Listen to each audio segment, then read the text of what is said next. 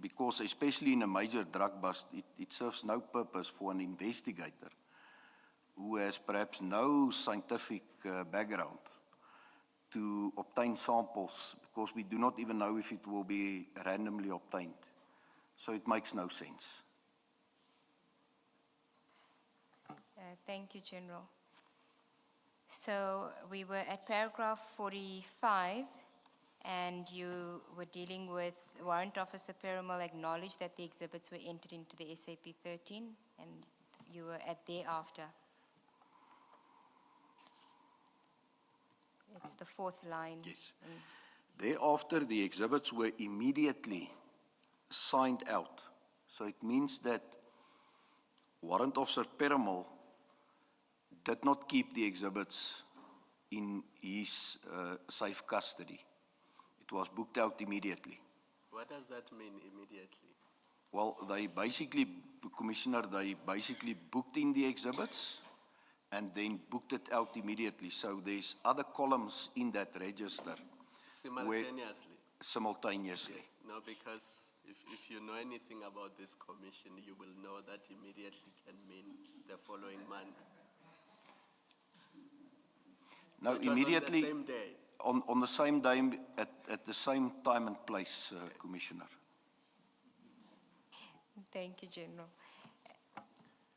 So it was immediately signed out, and then according to the officers? According to the officers, there was not sufficient space at the Isipingo SAPS to store the exhibits.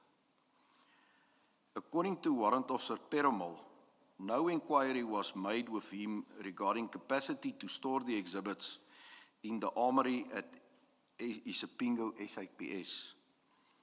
According to Colonel Jacob, Brigadier Campbell Newswa gave an instruction to take the cocaine to Port Shepstone for storage after consulting Major General Sanona, Provincial Head of DPCI KZN. Before you proceed, General, who is Brigadier Campbell Newswa? Brigadier Newswa is the Provincial Commander for Serious Organized Crime within KZN DPCI Commissioners. That was a position that you held at Northwest before? That's correct, Commissioners. And you would be reporting to? By then he would have been reporting to Major General Sanona. Okay. You may proceed. The exhibits were transported to the DPCI Port Shepstone Serious Organized Crime Investigation Unit's premises for storage. Lieutenant Colonel Prinsloo, who was the unit commander of the DPCI Soki, was informed of the arrangement and allowed the strong room at the premises to be used to store the exhibits. General Sanona took possession of the keys to the strong room after the exhibits were stored. Can you just explain Lieutenant Colonel Prinsloo, his position as, you said unit commander, but in preparation for your evidence you said he was the acting unit commander. So who would he have been reporting to as the unit commander? Commissioners, he would have been reporting to Brigadier Newswa as a direct line of command, as the Brigadier was or is in command of serious organized crime investigation. And then you say General Sanona took possession of the keys to the strong room after the exhibits were stored. Can you just explain that process? How does it work? The keys, where's the keys ordinarily kept? Commissioners, it's in fact a very simple process, but the key holder, obviously when you take over a SAP 13 facility, you need to obviously conduct a proper audit of all the exhibits there. Under the circumstances here, all the other exhibits or articles were removed from the safe, but there needs to be a proper handing over of that facility then, obviously, as well as the key or keys to the SAP 13 or the vault. And these keys are the keys to where the cocaine was going to be stored? That's correct, Commissioners. And routinely, who keeps that key? Is it, because General Sonona at that stage was the provincial head of DPCI. So this seems to me to be an operational matter, the keeping of the keys. Commissioners, in practice, it is the SAP 13 custodian that will maintain the command and control over a SAP 13 facility. By no means the provincial head. That was my follow-up question. Who was actually responsible for the custody of this consignment of drugs? And at what point did it move from SAPS to DPCI? Because my understanding is that if it had been at the Isipingo SAPS, SAPS would have been responsible for that. So Yep. how does it work when it then moves to the Port Shepstone warehouse of the DPCI? And who then becomes responsible? Is it still SAPS or is it now DPCI? Understanding that they are all part of SAPS, but they are just different units. Yeah, Commissioners, thank you for that question. Obviously, if the exhibits were left at Isipingo after it was booked in, it would have been the responsibility of the station commander and obviously the SAP 13 clerk to ensure that the exhibits are kept behind lock and key. The moment the DPCI booked it in and booked it out immediately, they assumed responsibility for that exhibits. But could DPCI do that? That's correct, Commissioner. There is provisions in the national instructions that the DPCI is having authority to have separate SAP 13 facilities.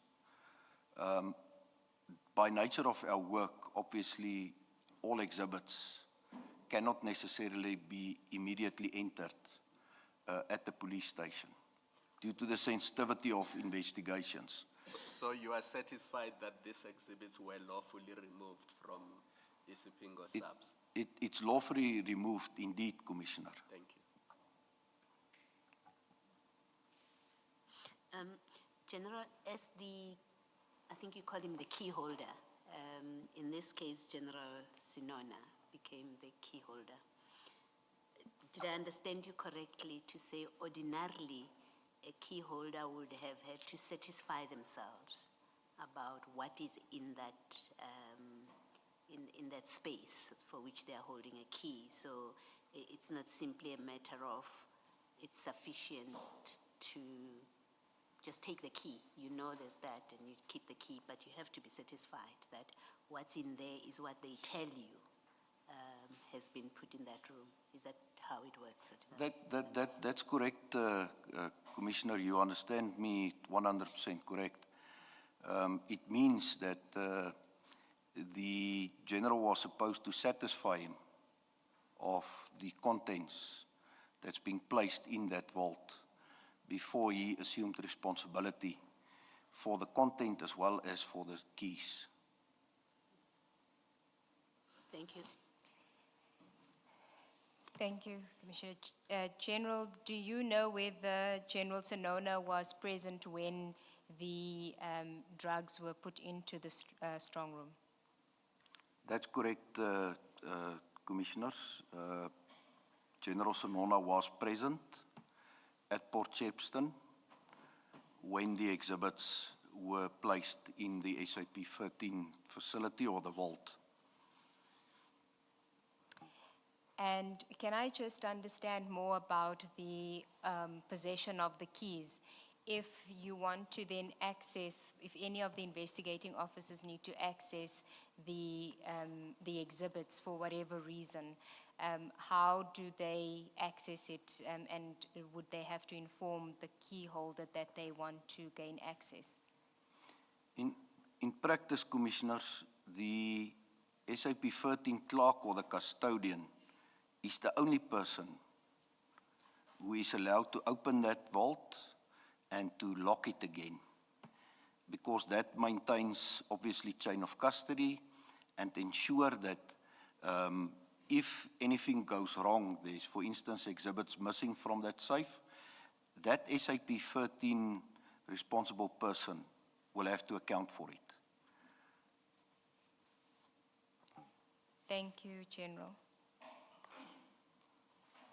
Then at paragraph 47. On 23 June 2021, the officers sealed the exhibits with the assistance of Port Shepstone personnel. On 24 June 2021, the officers retrieved samples from the exhibits in Port Shepstone and forwarded the samples to FSL for analysis. So the officers that's referred to here, Commissioners, is indeed Lieutenant Colonel Sabia, Warrant Officer Mpangase, as well as other officials from Port Shepstone that assisted with the process. Now, they accessed 23 and 24 June. How did they access it? Commissioners, according to the statements and reports in the case docket,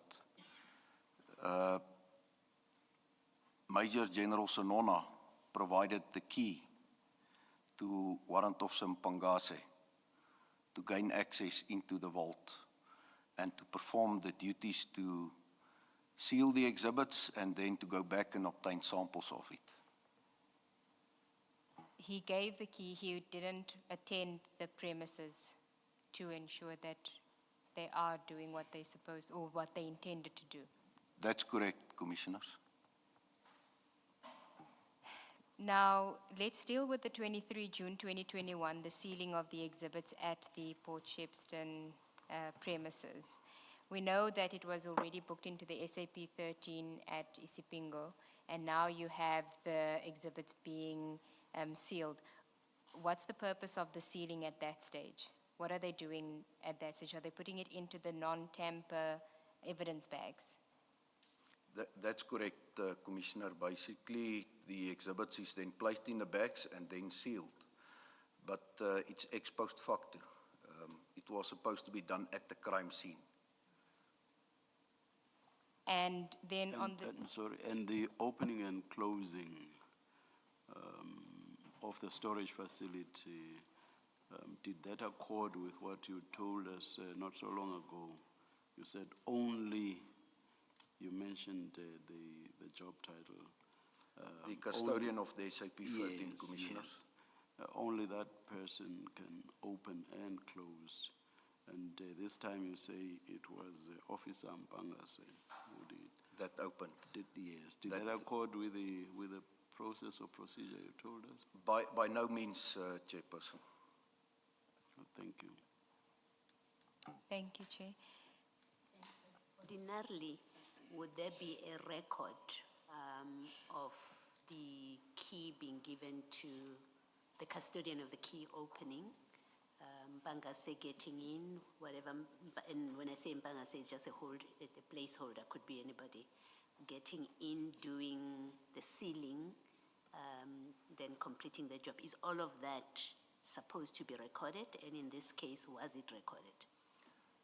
Commissioners, the register makes provision for obviously the booking in and booking out of exhibits. So here obviously the whole process was upside down, to say the least. And it was never supposed to happen like that. So if General Sonona had proper control over the key, he was supposed to open that safe and not provide the key to anybody under his command to go into that facility, because he will never be able to account for what transpired there in his absence. I think the question is also a different one, is in the normal course, would the custodian have a register of every person that had entered the strong room?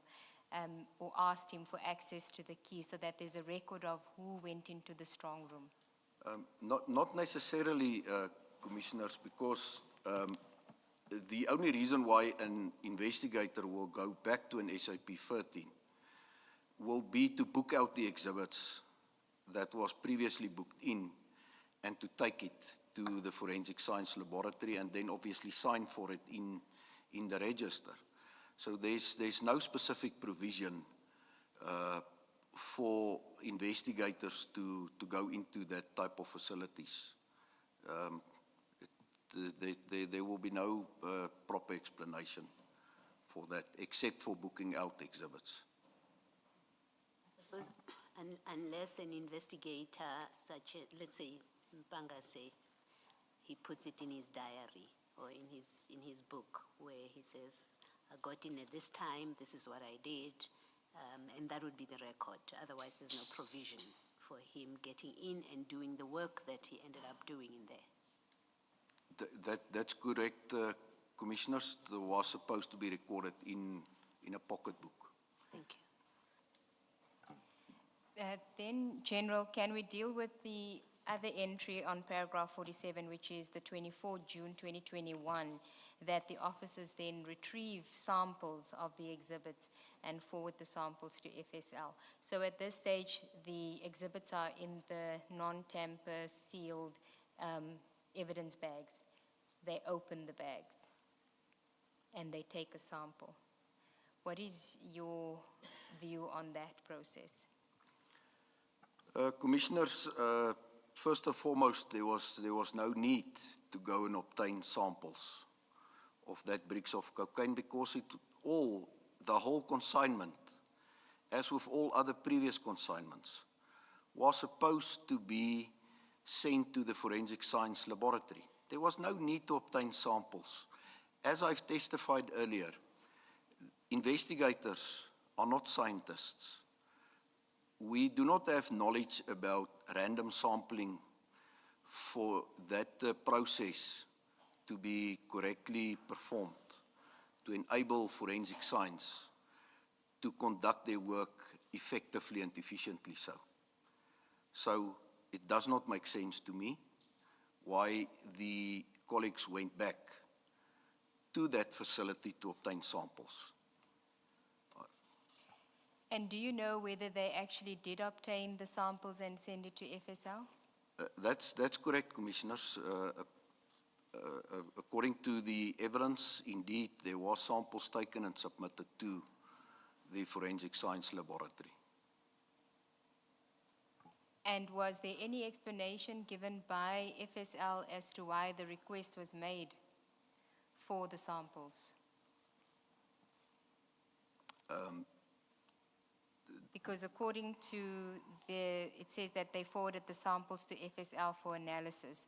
So FSL presumably would have requested the sample, or are they doing it of their own initiative? I'm not sure of the details in relation to that, Commissioners, but I can follow up on that. Now, if all the exhibits were supposed to go to the FSL, can you think of any reason why samples would be taken beforehand and a day or actually 2 days after the seizure? Commissioners, from all the other inquiries of similar seizures that I've read and perused, this is the only matter where such samples were obtained. So I find it extremely strange why it would have been done differently now. The only conclusion I can come to is that it was never the intention to take this whole batch of exhibits to the Forensic Science Laboratory. In other words, it was never the intention for the 541 kilograms? The 541 bricks. I'm referring to the totality of it, Commissioners. Thank you, General. Then, General, there's a subtopic, procedural failings during the search and seizure operation, paragraph 48.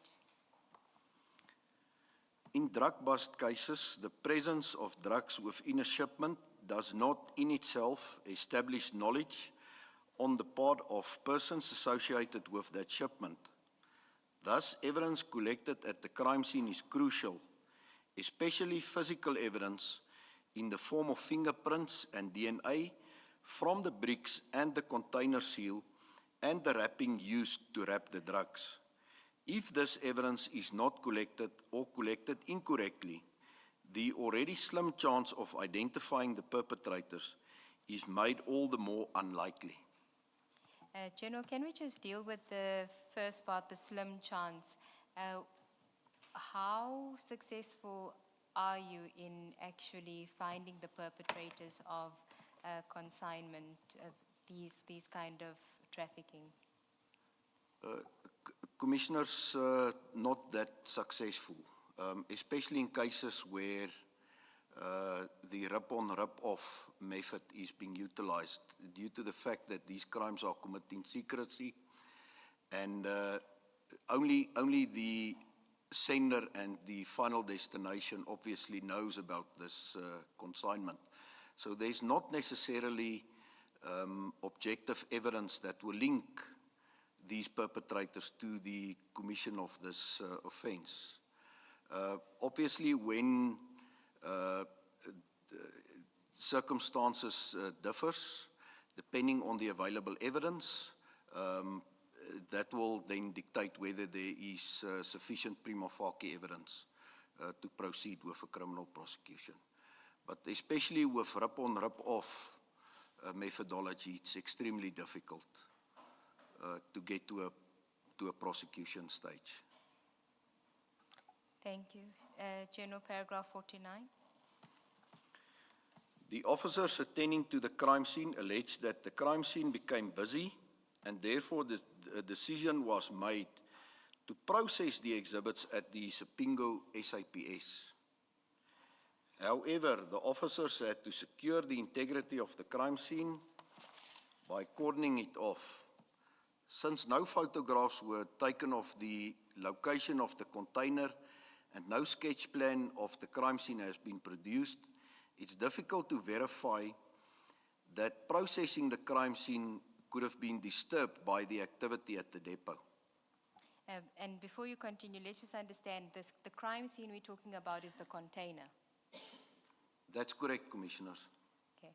So can you just comment on this explanation as to why there wasn't any processing done at the crime scene and what processing ought to have been done at the crime scene?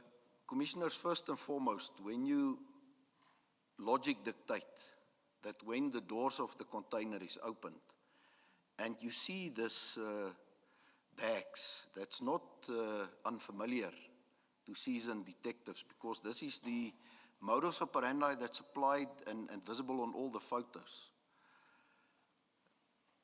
If I was at that crime scene, I would have closed the doors of the container, properly cordoned off the scene, and then requested the LCRC to arrive at the scene, obviously also requested perhaps a canine dog for a further search of the area, and waited until they arrived before I proceeded with the scene.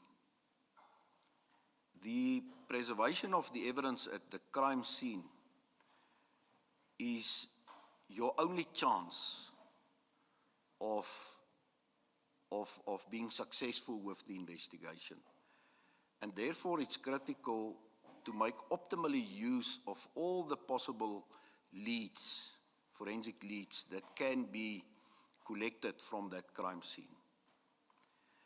Once that crime scene is disrupted, that possibility of gathering that evidence is gone. And you will never get the opportunity to collect fingerprint or DNA evidence from such a crime scene again. So that would have been the process that I would have followed. Thank you. Did you ever get to know, General, what exactly they meant by the scene becoming busy? What was the detail in that regard? Commissioner, there was not more detail to that explanation by the officers involved there. But it's clear that we need to manage a crime scene where it is. If there's a cash in transit heist in the CBD of Tshwane, I cannot shift that crime scene because it's becoming congested with perhaps onlookers.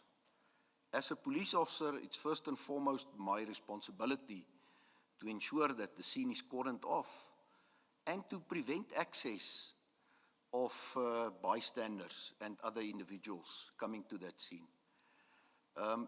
In any event, a depot is a controlled environment. It's not as if it's in the streets. It's a controlled environment. So even if it got busy with perhaps employees arriving or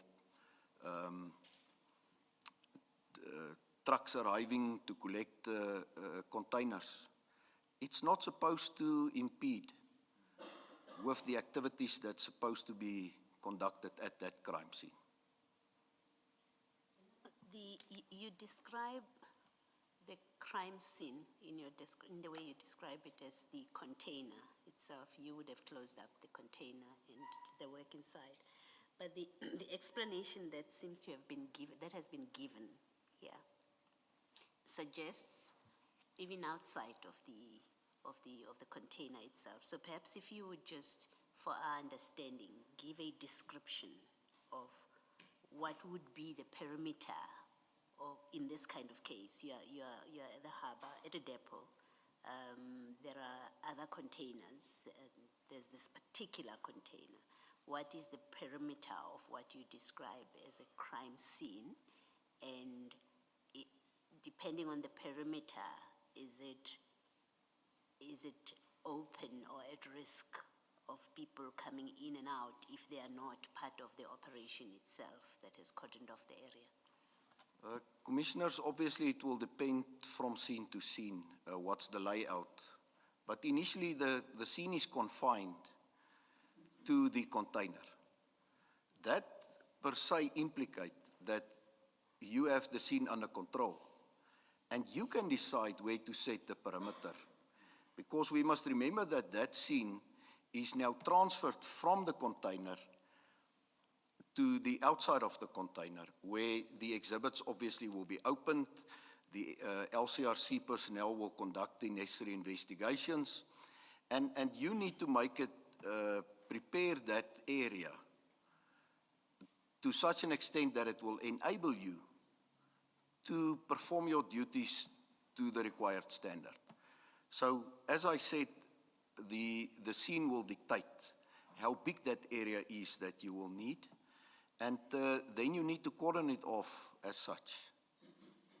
Thank you, Commissioner. Thank you, General. Just so we are clear, General, the scene is the container after it has been offloaded from the ship or whatever instrument it came in. So it's not the ship itself, it is the individual container once it has been offloaded and you discover illicit drugs in it. Is that the scene? That's correct, Commissioner. In this circumstances, obviously it's at the warehouse. So after the container was offloaded from the vessel at the docks, it is then transported to a specific container warehouse or a depot, and then from there it is disseminated further or unpacked.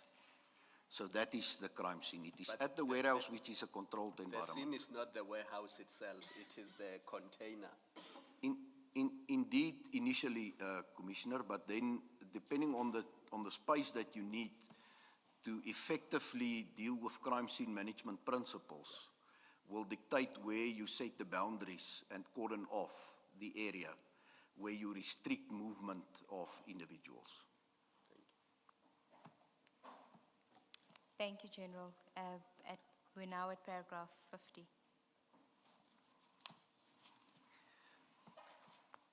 According to the protocol and the national instruction, the DPCI officers ought to have contacted a crime scene examiner from LCRC. As indicated earlier, the FSL is contacted where the crime scene is a clandestine drug laboratory. In this instance, the LCRC had to be contacted. According to the version recorded in the factual report prepared by Major General Sonona on 9 November 2021, the DPCI officer stated that they called FSL, Forensic Science Laboratory, on the standby number in order to attend the scene, but FSL stated that they could not attend because it was not a clan lab scenario. This is correct. FSL should not have been contacted. The factual report is attached to the information note prepared by Lieutenant General T.C. Mosekedi in January 22, who was the Deputy National Head of the DPCI at the time. This information note with annexures is attached and marked as HFF4. Who was in charge of this operation at the dock when the bust was made? It was Colonel Jacob, was the most senior officer. So obviously he assumes responsibility and take control and command of the scene, Commissioner. And did he have experience in crime scene management? Was it the first bust that he was involved with, to your knowledge? By no means, Commissioner, extremely experienced. The colleague by then was the team leader for the narcotics team or the SANEP team at Durban Serious Organized Crime Investigation, and he subsequently became the commander. Thank you. So he's very experienced. Thank you, General. Thank you, Commissioner. General, we will deal with the information note as well later. Can we then deal with paragraph 51? There is no explanation why LCRC was not contacted. The officers indicate that photographs were taken by them at the crime scene. The photographs must be taken by the LCRC crime scene examiner, who must prepare a report thereafter. No fingerprints were uplifted and no DNA collected. This would have had to be done by the LCRC crime scene examiner. Furthermore, the exhibits had to be sealed at the crime scene, but was only done after the cocaine was transported and stored in Port Shepstone. General, based on your testimony as to how things ought to have unfolded, everything seems to have gone wrong here. Do you want to just tell us your knowledge of the expertise of the people that were involved here, the officers that were involved here?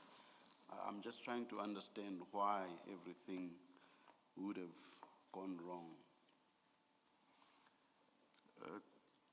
I understand you may possibly have some reluctance to comment on the expertise or lack of it of your colleagues, but the reality is, based on your testimony, everything went wrong. So indeed, I'm trying to understand in my mind why that is so, or why that was so. So do you have any views as to why everything went wrong? Chairperson, what I can perhaps provide to assist the Commission is that right from inception, when we start with our training in the college, we get exposure to how to deal with crime scenes. And whether it is a drug seizure, a major drug seizure, whether it's a murder case, whether it's a cash-in robbery incident, the principles remain the same. So whether you are experienced or inexperienced, obviously you can make mistakes as a junior member.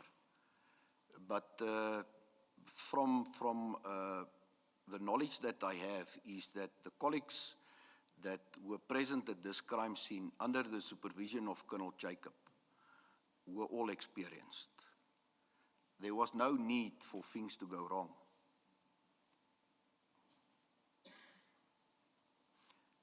And I believe further in my evidence, I will also address some of these aspects, Commissioners. Are you aware if any disciplinary steps, assuming there's no criminal conduct on the part of the officers involved? Are you aware if, and let me not say disciplinary because that may be wrong word, training, further training, steps to reinforce? And even that, Chair, I'm reluctant to use. What I'm really looking for is if there are processes in place and those processes were not followed, steps to either reinforce, in other words, train people to ensure that these things don't happen again, or if it's serious enough, then consequence management, either in the form of discipline or some other steps. Are you aware in this specific case, and we're only confining ourselves to the movement of the exhibits, not yet the storage? Are you aware that any steps were taken? According to my knowledge, no steps were initiated, Commissioners, and I'm not aware of follow-up workshopping or training that took place to empower colleagues within that space.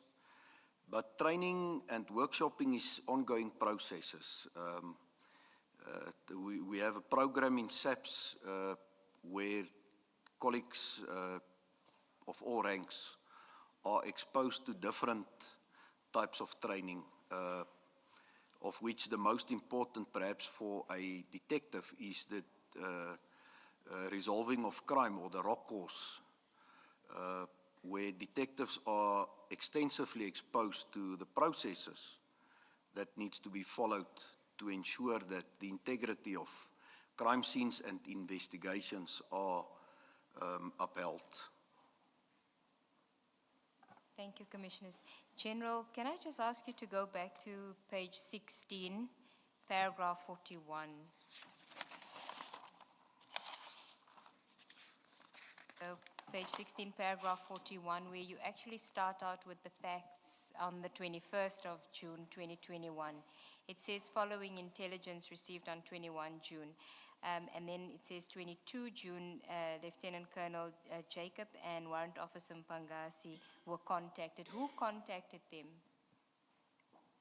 Well, via the provincial offices, Captain Duma requested specifically Colonel Jacob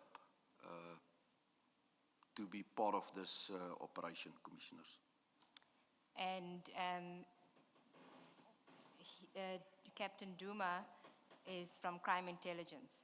That's correct, Commissioners. And Warrant Officer, Lieutenant Colonel Jacob and Warrant Officer Mpangasi is from DPCI. That's correct, Commissioners. So he requests for them to be specifically, or for Jacob, for Colonel Jacob to be specifically put on this. That's correct, Commissioners. And where was Colonel Jacob at the time when this request was made? He was on leave, Commissioner, so he returned from leave to attend to this operation. And who instructed Colonel Jacob to attend? Because Commissioners, surely- I'm not 100% sure of that. I can read up on it, but it was from the provincial office that he received the directive to proceed with that investigation.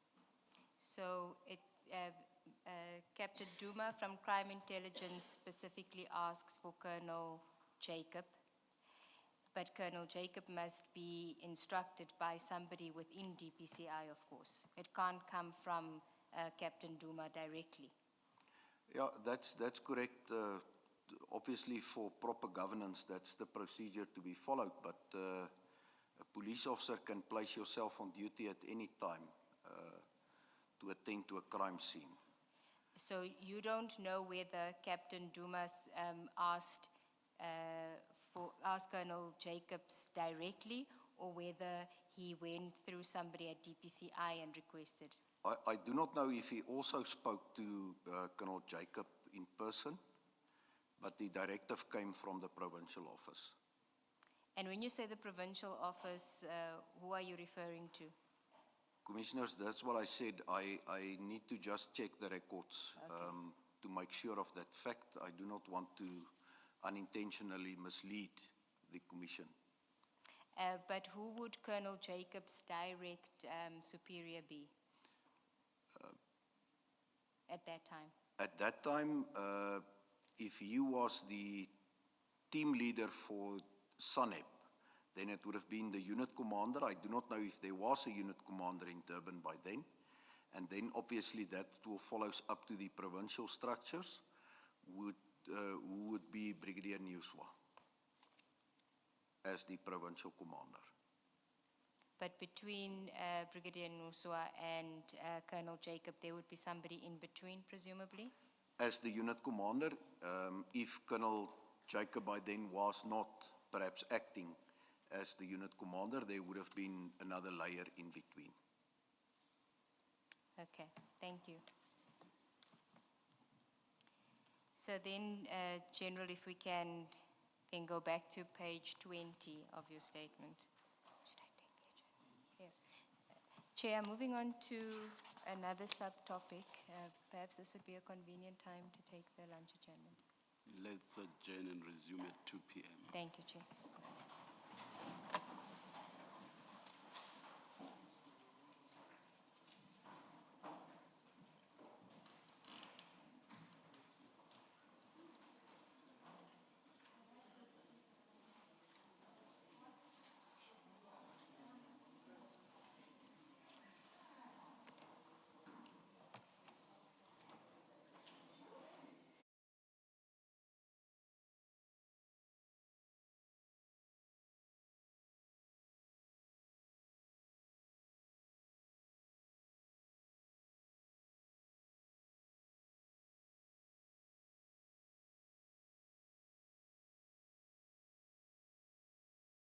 Cocaine, and that cocaine was subsequently stolen from the police custody in Port Shepstone. And you heard there how General Flynn was explaining what went wrong during the capture and, of course, the processing of that drug consignment. Let's quickly listen to some of your messages.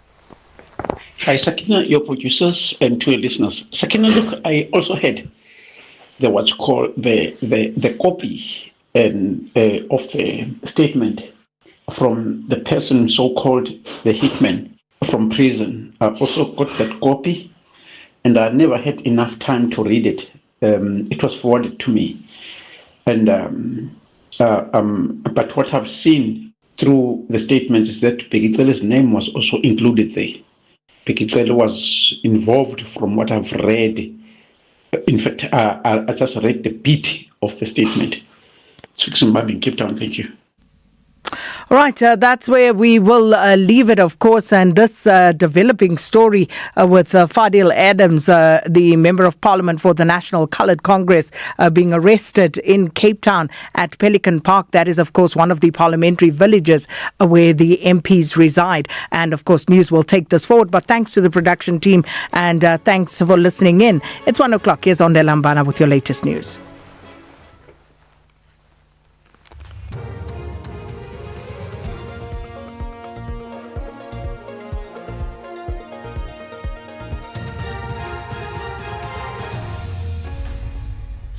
Thank you, Sakina and the team on the top stories. MP Fadil Adams arrested, and Santaco reacts to the increase of fuel price. For SFM News, I am Onde Lambana, and a very good day.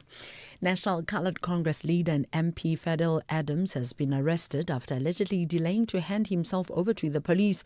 Police had called on him to report to the nearest police station after an arrest warrant was issued by the Political Killings Task Team. This is in connection with charges of fraud and defeating the ends of justice. Adams allegedly interfered with investigations into the murder of former ANC Youth League leader Cindy Somagaga. Police say the alleged interference involved a convicted hitman at a critical stage of the case.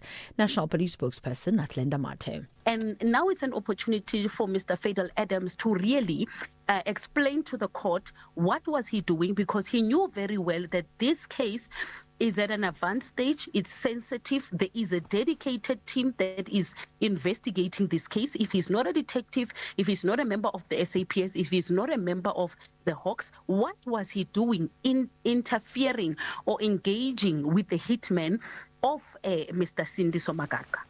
The South African National Taxi Council says it is worried that the latest fuel price increase will chase commuters away from using their services.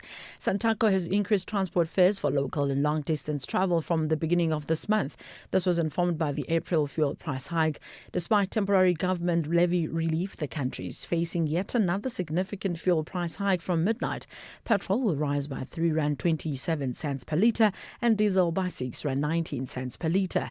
Many sectors will be impacted, including the taxi industry. Santaco National spokesperson Rebecca Pala. We already did communicate throughout April that we will be increasing our prices as we speak. In the beginning of this May, we've already started with the increases. So the local trips are being increased between R2 and R6. It is the ultimate prerogative of individual taxi associations. And then at a long distance level, I should rather say, we are increasing by between R10 and R30. So this other increase is coming as a shock there, because it means that it's going to frustrate us even further. We could lose commuters, and not just to buses. We could lose commuters also to lift clubs, as well as other modes of transport, which obviously is concerning. The Nelson Mandela Bay Metropolitan Municipality in the Eastern Cape has urged residents to brace themselves for heavy downpours and thunderstorms this starting afternoon. This after the South African Weather Service issued a warning for severe weather conditions. Severe flood-prone areas, including Keiga, Missionville and Newton Park. Aging and poorly maintained drainage systems contribute to flooding in low-lying areas. The municipality's Executive Director for Safety and Security, Shadrack Sibia, says they have prepared temporary accommodation for residents that might need to be evacuated from affected areas. We have had challenges in the past, and we have learned from those challenges. Amongst those challenges are the drainages, other related stuff. What we have advised, we have said we work with these departments, in particular the INE, to make sure that they don't only start preparing when we are expecting the adverse weather. So the preparation must be throughout the period. All the time, we must just keep the drains clean. We must just keep everything maintained. City Power in Johannesburg is notifying residents across the city on planned maintenance that will be conducted across various substations this week. The power utility spokesperson Isaac Mangena says this forms part of their ongoing efforts to service critical infrastructure, address aging components and improve overall network reliability.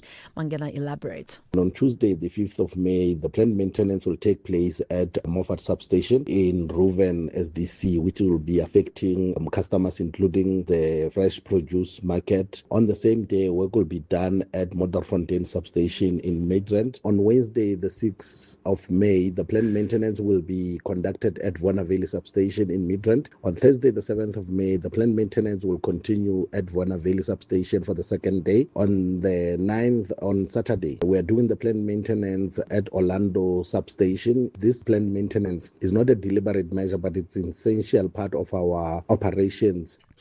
9 miners have died in an explosion at a coal mine in central Colombia. Officials say a buildup of gases caused the blast. Rescuers evacuated 6 workers and are now working to recover bodies.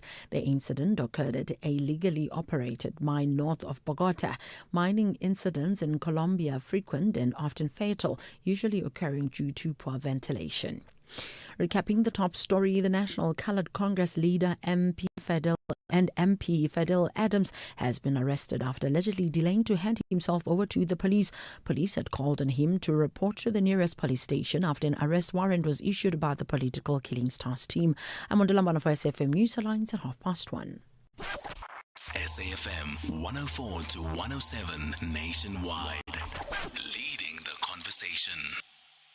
Outsurance can't improve your Braai skills, but they could improve the car insurance premium you currently pay. Get a quote today, and if OutSurance can't save you money on your car insurance premium, ask for 500 Rand cash. Make that 1,500 Rand if you've been claim-free and with the same insurer for 3 years. Get a quote and get savings or cash. Either way, you win. SMS out to 30754. That's out to 30754. OutSurance. Licensed insurer and FSP. T's and C's online.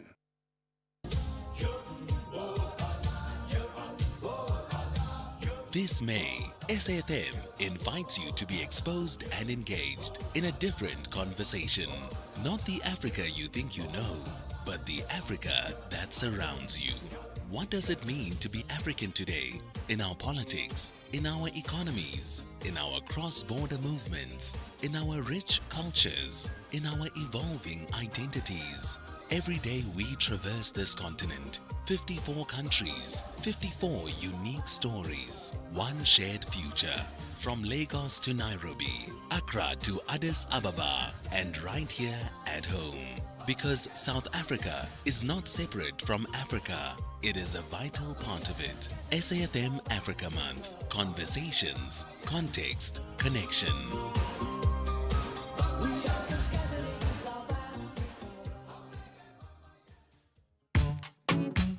The Full Circle with Bridget Masinga, Monday to Friday, 1 to 3 p.m.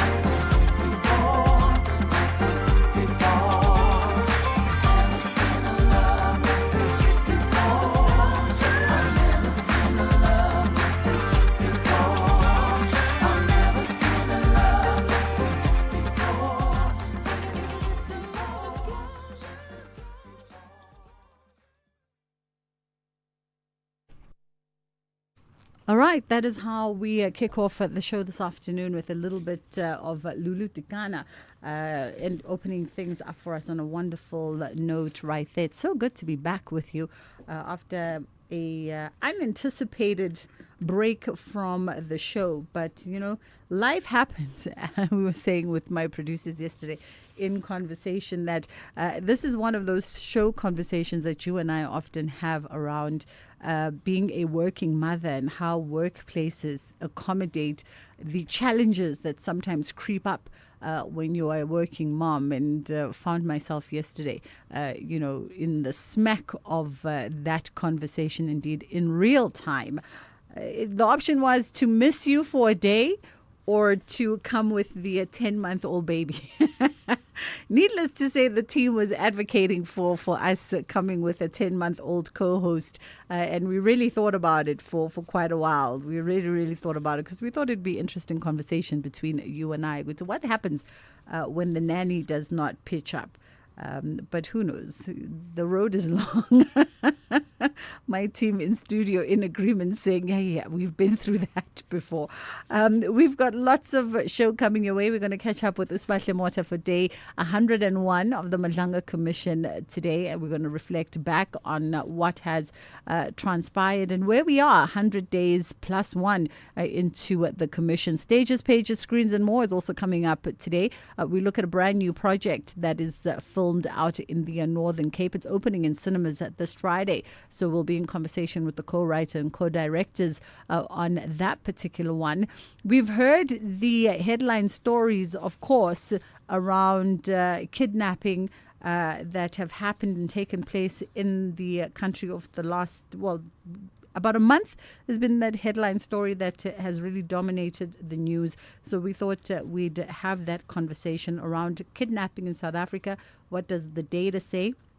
And how do you go about preventing it? What do you do if you are taken for any reason? We also know that there is a rise in ATM kidnappings that's taking place. So what are the safeguards there for you? Kevin and Kevin are going to join us on that one. And then she's back from her break. Dr. Judy Pretorius is going to be in after 2 o'clock. Skin Deep. It is a Tuesday, so we're looking at all health and wellness issues with her. And we're looking at product ingredients here that one should avoid, particularly so during pregnancy. But that's coming up on the other side of 2. I'll let you know what else is coming up on the show closer to the time. 061-410-4107 is our WhatsApp line, and 086-000-2032 is the number to call us on. Wherever you are in the world, SAFM 104 to 107 is accessible. We're also streaming live on Facebook, X, and YouTube at SAFM Radio. We acknowledge and appreciate everyone tuning in and watching our streams. Stay with SAFM 104 to 107 as we bring you Commission Live, breaking stories, and thought-provoking lectures. SAFM, leading the conversations that move us. This May, SAFM invites you to be exposed and engaged in a different conversation. Not the Africa you think you know, but the Africa that surrounds you. What does it mean to be African today? In our politics, in our economies, in our cross-border movements, in our rich cultures, in our evolving identities. Every day we traverse this continent. 54 countries, 54 unique stories, one shared future. From Lagos to Nairobi, Accra to Addis Ababa, and right here at home. Because South Africa is not separate from Africa. It is a vital part of it. SAFM Africa Month. Conversations, context, connection. The Full Circle with Bridget Masinga. Monday to Friday, 1 to 3 p.m. All right, let's catch up quickly with Uspahle Mota, SABC News reporter. Day 101 at the Madlanga Commission. How goes, Uspahle? How are you doing? Good afternoon to you, Bridget, and thank you so much for having me. Thank you for the time. Much appreciated. I mean, by all intended purposes, I wanted to reflect back with you on day 100 yesterday, but the universe would not have it be. So maybe just a quick reflection on the first 100 of the Madlanga Commission. Would we say that this has been a good use of South Africa's tax monies?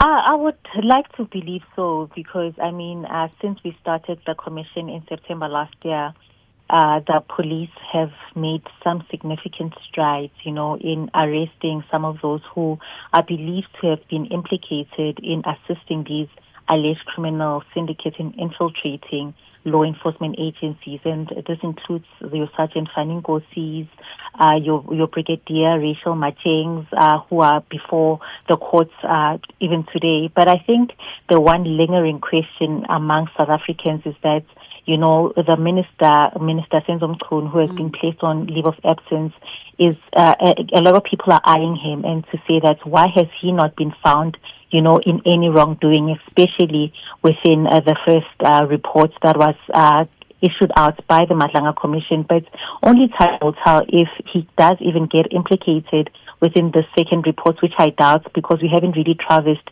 any evidence regarding the alleged unlawful disbandments of the PKTT, but we made quite a lot of strides, and it's seemingly a lot of the people who are giving evidence want to give evidence, but obviously they are hindered by the fact that they would like to do so in camera. And we even had yet another application today to say one of the witnesses who is set to give testimony this week would like to do so in full camera because the case that he's involved in, is very, very sensitive, and it involves the theft of cocaine from Port Shepstone in November 2021.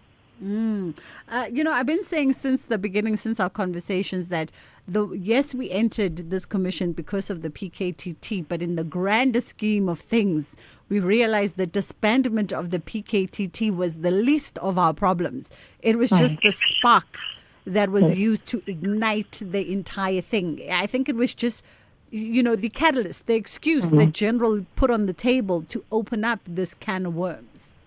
No, definitely. And I think what has actually shocked me more than anything is just how many men in blue as well as women in blue have actually been found to be in bed with these alleged criminal cartels, and how many of these police officers were just willy-nilly sharing confidential police information with these alleged criminal members, and which also just speaks to, the cries and the plight of South Africans who at times go open cases, and their cases actually go nowhere because dockets are either disappearing or their cases are not moving. But we sort of found the symptom to say it may be related to the fact that some of these cases, are strongly linked to very influential people who can pay their way out of trouble and who actually have other insiders within law enforcement agencies to not make their cases move. So I think for me that has been the most shocking thing because we found like the likes of General Liseja Sinona, Sergeant Faninggosi were sharing dockets and affidavits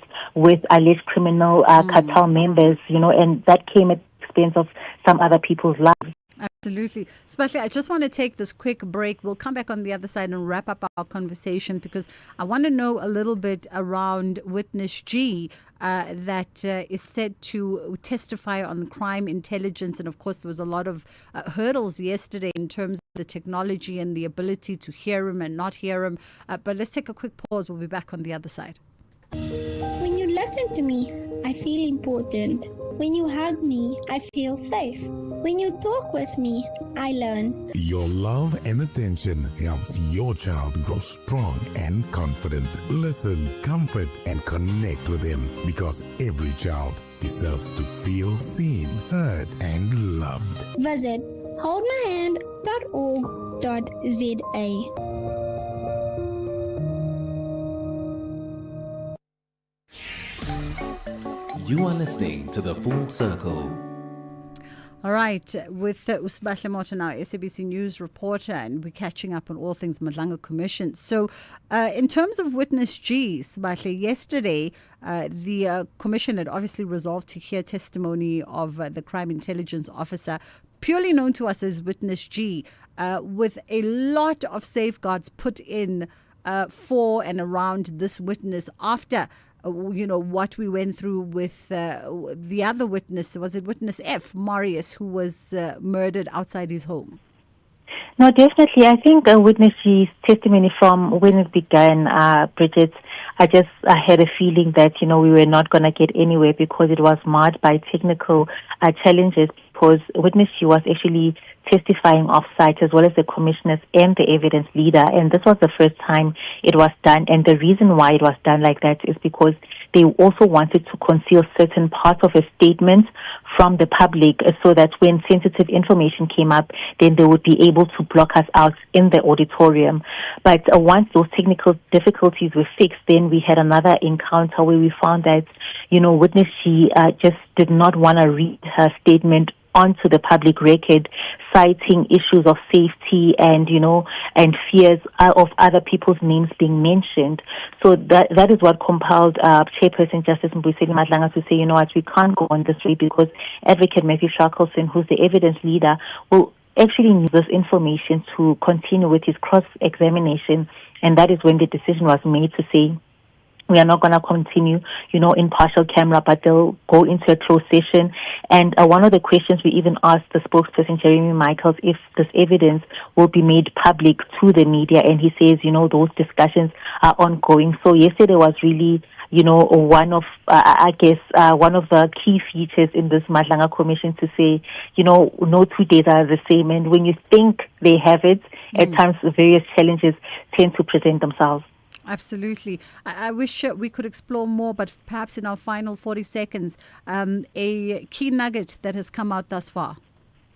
Yes, definitely. So I think what is important with Major General Hendrik Flynn's testimony, who's the Hawks head of serious organized crime, is the fact that, he's speaking about this theft that occurred in Port Shepstone in November 2021, where over 500 kilograms of cocaine was stolen from the Hawks' facility. And if you remember, testimony and evidence before the Madlanga Commission is that General Liseja Sinona actually authorized this moving of this cocaine from SEP's facilities to the Hawks facilities, which was when it was subsequently, stolen. So what we are getting insight of is the fact that, some of the processes that went into storing this, these goods or illicit goods was not meant to have taken place, because even the keys were in possession of General Liseja Sinona, which was initially not meant to be the case. So I think after the lunch break, Major General Flynn will actually delve more into his testimony regarding that. Well, we'll catch up again with you tomorrow. Sbahle Mota, SABC News reporter, coming live from the Bridget Masinga Institute there in Pretoria. 1:25, a quick pause, and then we come back.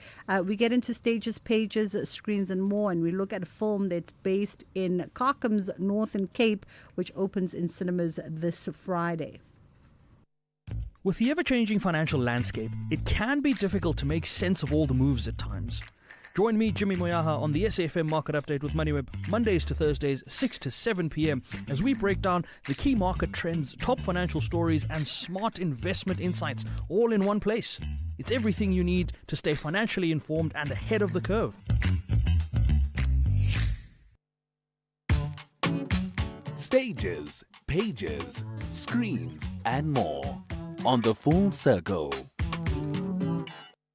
All right, as we get into stages, pages, screens, and more, and we look at a film that's based in Carcom's Northern Cape, which opens in cinemas this Friday. We're going to be in conversation with Jason Jacobs, who's the co-writer and co-director under the collective Kral, and 2026 Standard Bank Young Artist winner in theatre, and of course Devin Dalma, co-writer and co-director, also under the collective. Good afternoon to you both, and I guess maybe before people in the Northern Cape come out in their numbers, where is Carcom's? Is it even Carcom's?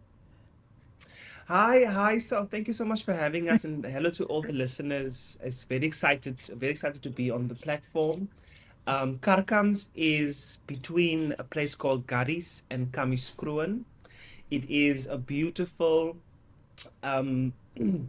imagistic, but also beautiful spiritual space and place. Carcom's is my hometown, is where I live and where I was born, and it's where we return to consistently as Kral to reconfigure ourselves and find a way forward. Well, I know, Jason, haven't spoken Having spoken after your announcement at the Standard Bank Young Artists as the Standard Bank Young Artist winner this year, you told me how much you are actually focused on telling the stories of those marginalized communities, reflecting the lived experience and the heritages, particularly of your people and folks from around regions like the Northern Cape. Yes, no, it's very important to me personally to because I'm in a very privileged position to be able to tell stories that people want to see, but also on platforms that is a little bit more accessible to those who can come to the theater, who can come to the film that we recently made, and also that we are promoting today on the platform. I think it's very, very important to carry this responsibility with pride and with care, and also to raise awareness about the people that we seem to forget that also exist in the country, and also to in a way kind of rail against the erasure of them and the memory and the efforts that they've made in terms of our history as South Africans or Southern Africans. And doing this work is in honoring of them and in service of them and those who came before them. Jason, Devin, in our minute just before the headlines, this film is set in the mountains of Karkums in the Northern Cape. What's that like? Because it's not a location that filmmakers would generally go film at. I mean, it is such a beautiful and magical space, as Jason says. Like, it really, it's such an inspiration to be there, and it's a place of stories. We are constantly inspired being there, and the writing process for this film was so interesting because, Jason and I have been working together for 8 years. But we've been going there, and I mean, Jason lives there, and so I've been there as a visitor. But stories are just announcing themselves; they're coming out of the ground there, and not only that, but the people of that village. There must be something in the water because everyone is incredibly talented as performers and as storytellers and as carriers of memory. So really, that's what we were trying to tap into with the story is to dig into the past and see how the past has affected the people today and what people are still clinging on to and how there could be justice or just because a lot of the film is about economic financial reparations for the war, for the Second World War. So these were soldiers that went up in 1940s in the early 1940s and arrived back with just a pair of boots and a bicycle. So a lot of the film is looking at the injustice of that, Devin, and trying to let's hold that yes. thought. Let's hold that thought there. We'll come back on the other side of the headlines because I want to hear more about that particular story. But we'll come back with more time on the other side of 1:30. Thank you, Bridget. On the news headlines, National Coloured Congress leader and MP Fadil Adams has been arrested after allegedly delaying to hand himself over to the police. The matter against former ANC national spokesperson Bulemabe and 6 of his co-accused has been postponed to the 28th of May. And humanitarian aid organisation Gift of the Givers says their teams are on standby in the Guardian Route and Little Karoo to assist vulnerable communities. A full update follows at the top of the hour. You're listening to Bridget Masinga on SAFM. We are in conversation with filmmakers Jason Jacobs and Devin Dalma, both co-writing and co-directing this project, Variations on a Theme, a winner of the top prize at Rotterdam, and it's opening up in cinemas this Friday, 8th of May, over the Mother's Day weekend. And Devin, you were getting into the story around this film. Looking at how, to quote your words, how the past has affected the people and what people are still clinging on to. So give us the story. Well, it's really about the film find its place. It finds its. We see through the eyes of an elderly goat herder, and this is Oma Hetty, who is played by Jason's own grandmother, and so that's a whole story unto itself, and Jason should expand on that. But so she is a goat herder, and what happens in the film is that she is and so many others alongside her in this village, very deep in the rural part of Northern Cape, are falling victim to a scam that's offering reparations for World War II service of their fathers and their grandfathers. And so at the same time, there's this sense of waiting that we try to bring in throughout the film as a kind of theme, and a waiting for something to happen. So the film is driven by the kind of sense of stillness, and as though there's this tension of something is about to happen. So, there'll be this liberation that will come with not only the financial reparations, but also the recognition of what's happened. Because these men, as I mentioned earlier, these men came back with absolutely nothing, just a pair of boots and a bicycle Wow. from having fought in Europe. So that's basically what the film is dealing with, but through the eyes, through the prism of this goat herder woman who is also struggling to maintain her independence. So, am I getting a sense that this project is more of a docu film portraying real life events and characters? Not at all. The film is completely fictional, but the film is not unfortunately, but sadly based on real events. It looks at the present day and this a sense of the legacy that is resurfacing in like forms of deception, of scam artists arriving, promising social relief funds that people are waiting for, people who are already susceptible, people who are already at the promise and at the hope of a SASSA grant. And so it's very much real stories that happen in the film, but it's completely fictional. And the film takes place, or the story takes place over 5 days. We shot the film over 5 days, and which is in itself also an incredible feat and an incredible kind of thing to say as filmmakers, as independent filmmakers. So yeah, the people shouldn't think that it's documentary, even though it feels really real. And I think that's also the beautiful thing about this film and this project and the story, is that the way in which we captured the lives of the people and the stories and the ways in which they portray the characters, because they all play a version of themselves in the story, makes it such a way that people feel like it is a documentary, but it really isn't. Yeah. I mean, while we're on this point, then I've got to ask about your own grandmother starring in this film and inspired, of course, by your great-grandfather's service in World War II. Firstly, did Granny always want to be an actress? I think that she's always been a storyteller, and this is the beautiful thing that Devon also raised earlier about everyone in Karkams and in the region are naturally gifted storytellers. And it's also, I think, it's the tradition of oral storytelling that we've all inherited as people coming from Karkams, from the region, from the indigenous people, etc. And she's a writer. She loves to write. She is a boffin when it comes to filling out blokkies raaisels. I don't know what the English word for that is.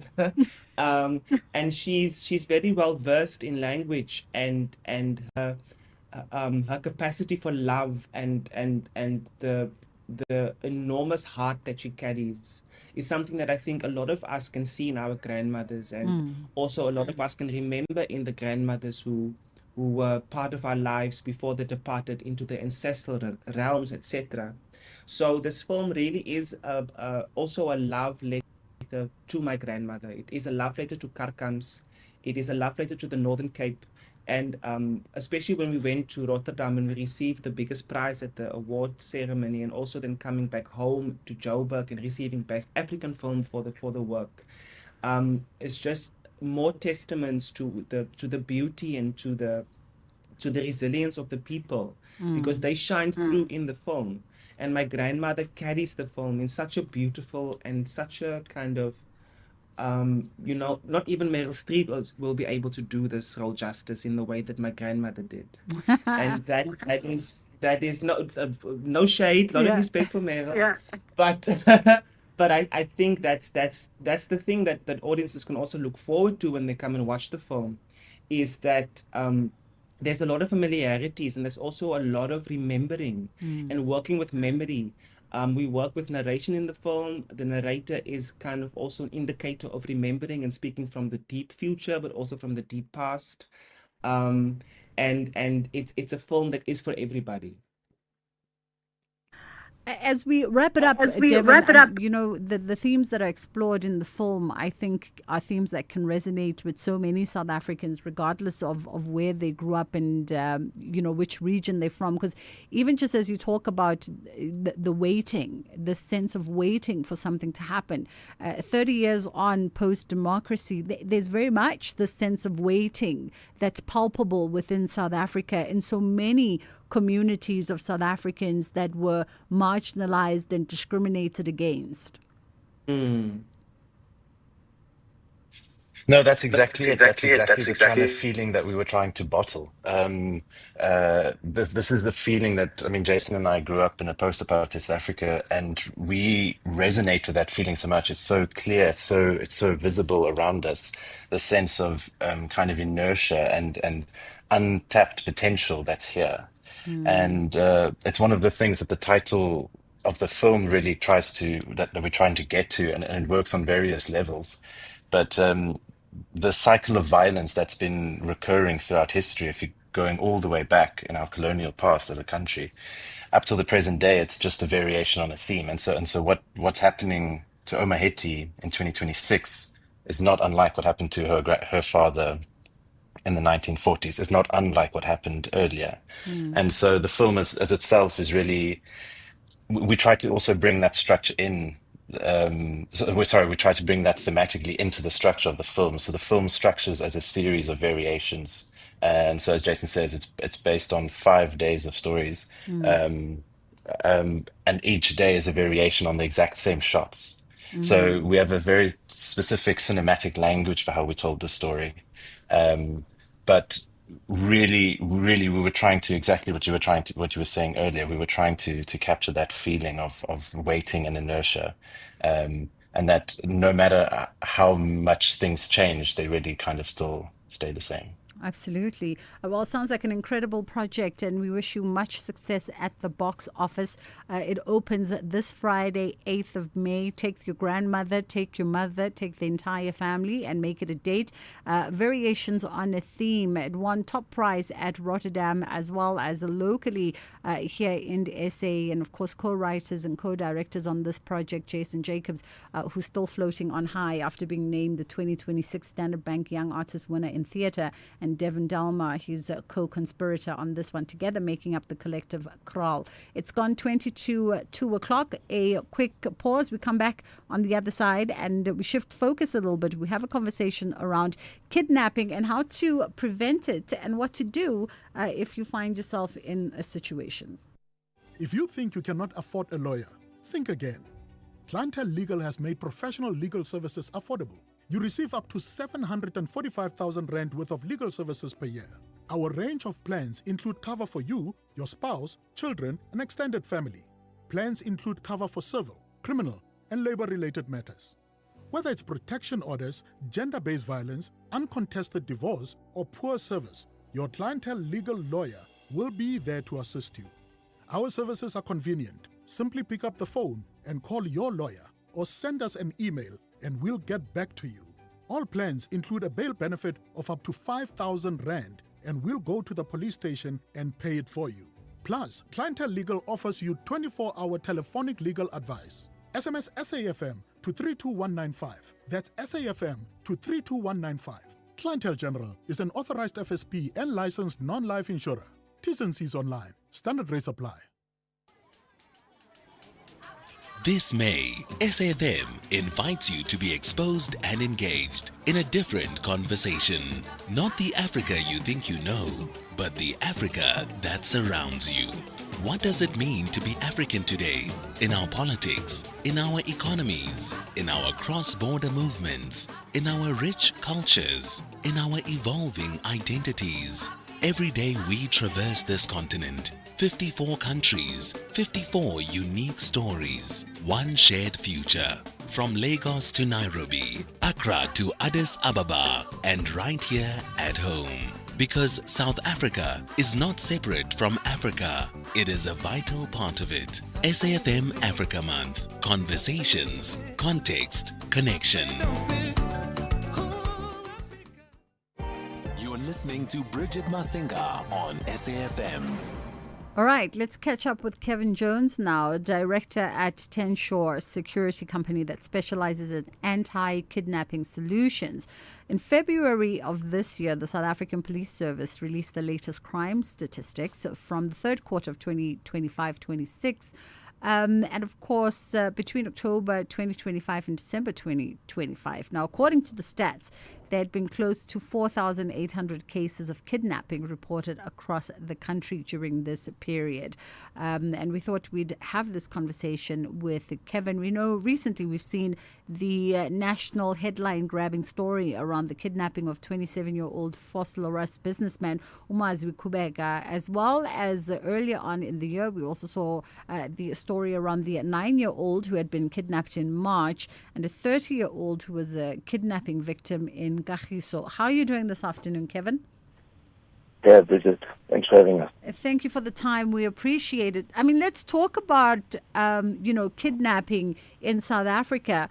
What does it look like, and is there a particular profile? Because it almost seems like it's a very targeted crime. Yeah, so look, 99% of kidnappings is not personal. It's an invoicing tool, so to speak. So it's about financial reward. And that's very important to keep in mind because it means that you can do something about it. You know? So when you say that it's an invoicing, and I like that term, invoicing tool, because it's about the financial reward at the end of the day. Is it a crime that then, when we look at the cases, for instance, we look at Mazwi, the suspicion that he was kidnapped in relation to his spaza shop business.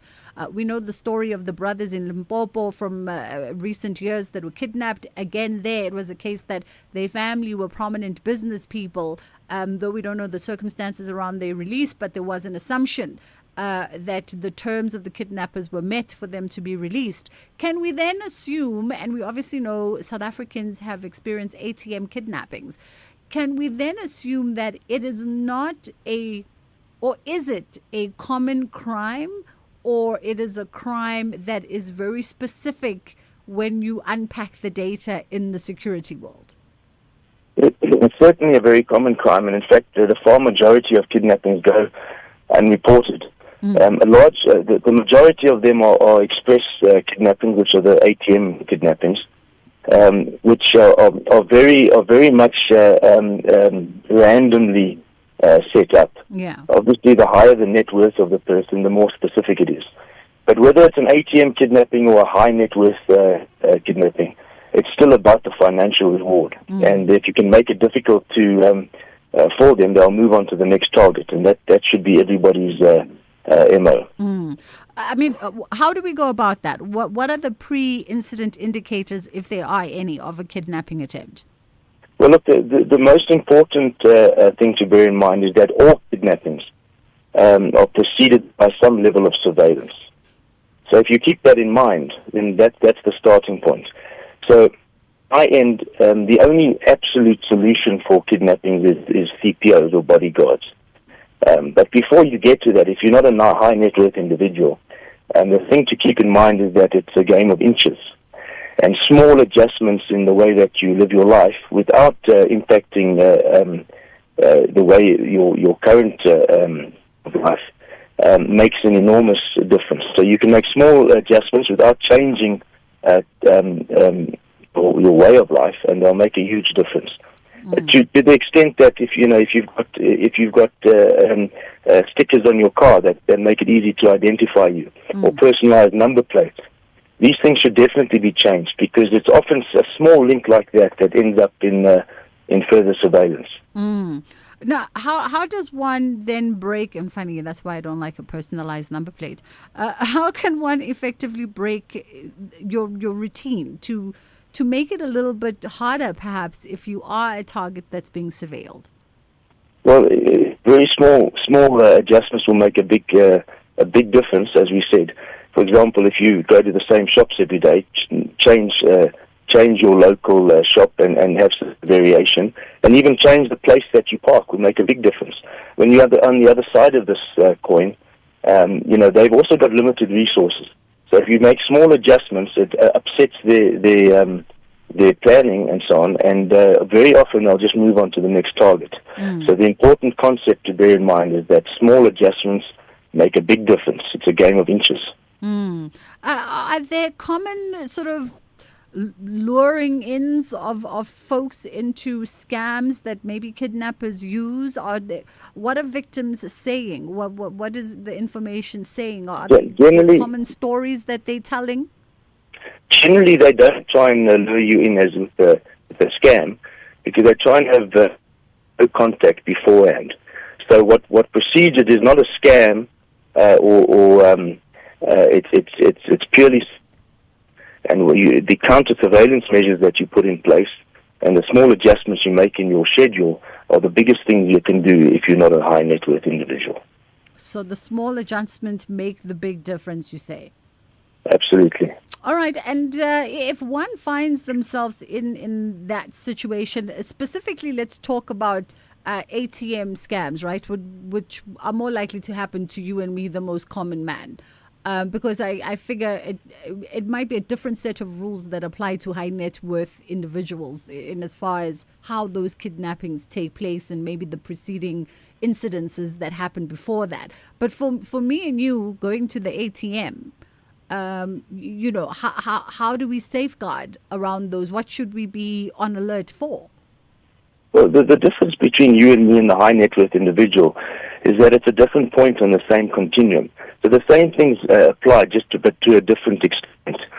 So for the ATM kidnapping, it's more random, but the same rules apply. The problem is when you get taken for an ATM kidnapping, at the time that you're assaulted, you don't know whether it's an ATM kidnapping or a robbery there and then. So it's a very difficult thing to speak of, because it's the circumstances and the environment will dictate. If you know it's an ATM kidnapping, once you give them money, you're generally okay. But the problems are when you try and deal with when it happens. You need to take a step back and as they say, as the saying goes, go left of bang, and prevent these things. That's where you should be focusing.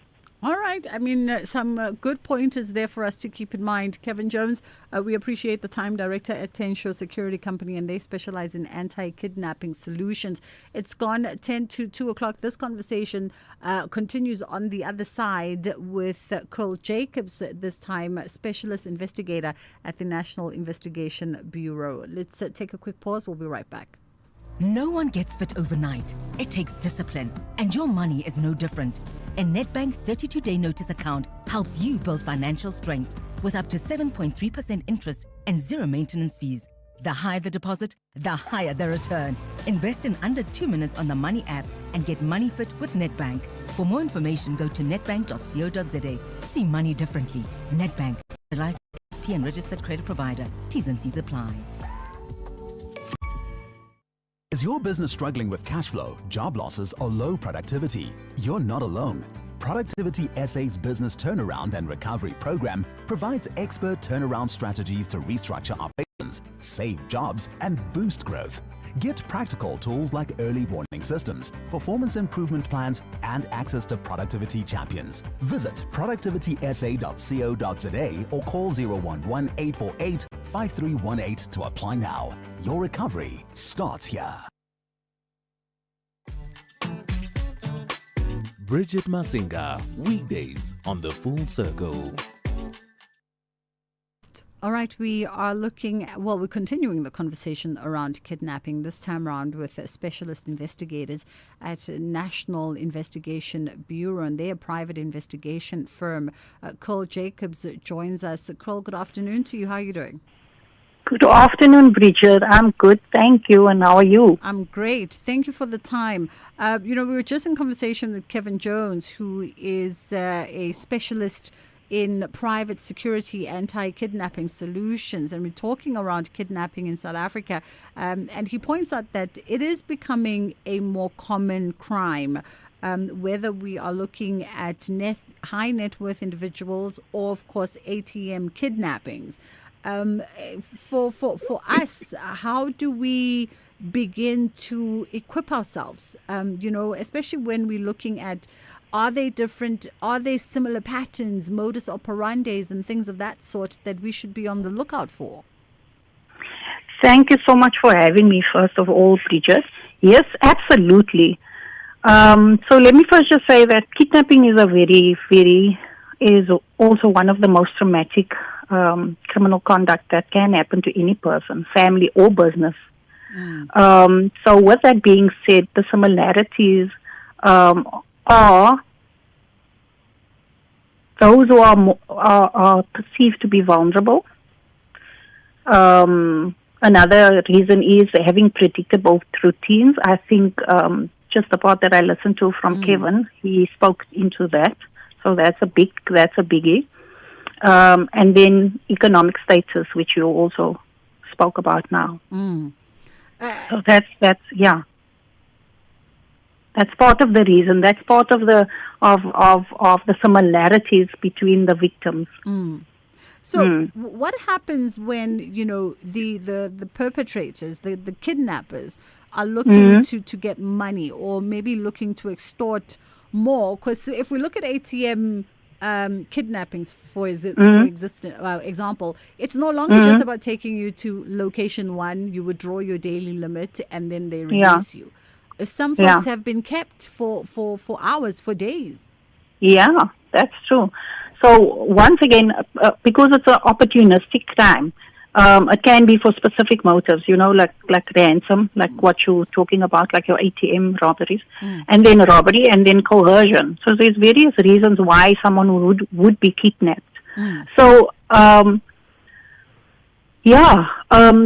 look at what can you do as a person to make yourself less vulnerable to that. Once again, routines. We also have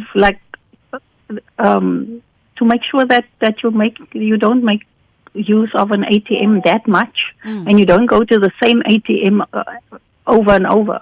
We are creatures of habit, Bridget, so we would like to do the same because that brings us comfort and safety, but it's also the thing that puts us in the most dangerous position of, for example, to be kidnapped. I hope I'm answering your question.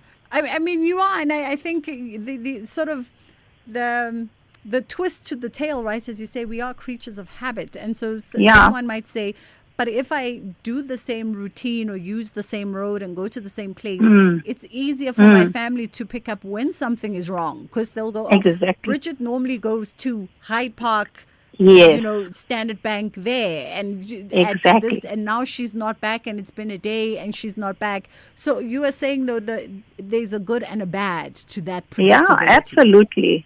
Absolutely, because that's one. So what we do at NIB is also we present training with regards to that, like counter surveillance and just resilience training. That's what we call it. Just to look, because it's something that needs to be practiced. It's not just you wake up one morning and then you'll be able to. It's something that needs to be practiced over and over. So, and we give small little tips. I think Kevin also referred to the stickers on the car. That's part of it. But also just to be aware of your surroundings. Like, who's following you? Why are you seeing? But unfortunately, Bridget, the reality is that because of our phones, we are not that observant anymore. I can't tell you how many people I see on a daily basis that are just not aware about their surroundings. They're wearing earphones, they run with earphones on, you are not aware. You're concentrating on, and that's just an example that I'm giving. But to be more aware, you have to be more vigilant. Unfortunately, that is the times that we are living in. We have to be more vigilant. We have to be more observant if you want to lessen the risk of being kidnapped. And it's becoming more violent. I don't want to instill fear, but the reality is that the kidnappings are becoming more violent. And if someone If and with syndicates, it's becoming more sophisticated. Absolutely. What do we do then if a family member or friend is kidnapped? What are our steps? You call NIB. We can't afford you. Okay, Bridget, just let me give some tips. Don't go on social media immediately. Oh, is Get it? in. No, not immediately, and not before certain facts has been established, because it can either worsen the case or it has a flip side to that as well. So you would want someone with expertise to give you advice with regards to that. Okay. I So mean, we live in an era where people feel that social media helps in these situations. They do help to a certain degree, but that is when certain facts has been established, Bridget. Okay. I remember I'm speaking from an investigative perspective as well. You understand? Facts like So what should we establish? Or what must that be the person has been indeed kidnapped. Okay. All right. And it's not just a thing of someone just went off to go and party or for whatever reason are not answering their phone, etc., etc. But then again, also rather be safe than sorry. So, but to get as soon as possible to go and report that at the police. Okay. To the necessary authorities to go and report the person that you suspect the person is missing, and then go with the process that follows. Okay. There's no time frame. We find that people they are not aware that there's no waiting time for any person, for any missing person, or even we suspect that a person is missing, there's no waiting time. So whenever, and I want to say this very clearly, if at any stage they go to any authority, whether it's law enforcement, Metro Police, or the police, SAPS, and they go and report that we suspect that a friend or family member or loved one is missing, and they tell them that they need to wait 24 hours or that's absolutely nonsense. I want to state that clear. Okay. There's no waiting period, because that hampers and hinders the investigation that can take place, because every minute counts when someone is missing. Absolutely. I mean, I wish we had more time for some pointers and some tips, but I think between yourself and Kevin, you've kind of reiterated the most important of that for us to keep in the back of our minds. Curl Jacobs, thank you so much for your time, Special Investigator at the National Investigation Bureau. It's 2:00 on Delambana, standing by with the top of the hour news. Page 20, starting a new subtopic. Questionable decision-making regarding storage of the seized cocaine. Before you deal with this topic, can I just ask you, why do you refer to it as questionable decision-making? Commissioners, as I have indicated earlier, the investigation as we speak is still continuing, proceeding. I've got my own strong views about what transpired there. But unfortunately, I cannot speak to my views. Evidence and facts will dictate ultimately in relation to this matter. Thank you, General. Okay, we can then start with paragraph 52. At some point, I'm going to refer you to HFF 4 when we deal with some of the factual information, but you can proceed in the meantime. Thank you, Commissioners. The exhibits had to be transported to the police station in the jurisdiction where the crime occurred, which was indeed Isipingo Police Station. According to the factual report by General Sonona, Warrant Officer Peramol indicated that there was no space to store the exhibits at Isipingo.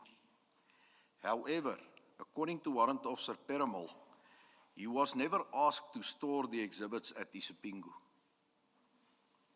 It was also confirmed by Colonel Jacob that Warrant Officer Peramol was never asked if there was capacity to store the exhibits at Isipingo. According to Colonel Jacob, Isipingo was not considered because it is well known that Isipingo is a smaller police station and is in a high-risk area. Sorry, can I just ask, in the first sentence, is that supposed to be to the jurisdiction? What do you mean by they are transported in the jurisdiction?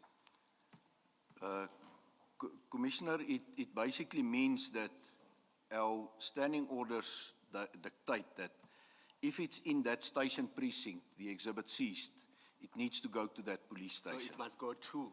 It must go to that police station. That's correct. Thank you, General. Can I ask you to go to HFF4, which is starts on page 113 of the second section.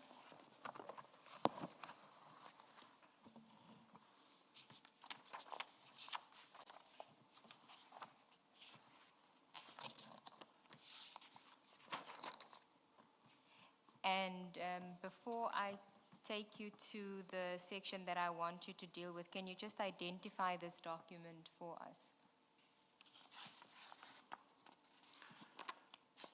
Commissioners, this document is an information note that was prepared and submitted by the then Deputy National Head of the DPCI, Lieutenant General Mosikidi, to the National Head of the DPCI, Lieutenant General Labia. And what was the purpose of the information note? The purpose of the information note was to appraise the National Head on the feedback in relation to the burglary or housebreaking and theft of the 541 kilograms of cocaine from Port Shepstone Serious Organized Crime Investigation Unit. Okay, and on page 113 at paragraph 2.2, under the heading background, you will see that General Mosikiri refers to, it says that she traveled to KwaZulu-Natal and met with the provincial head, Major General Senona.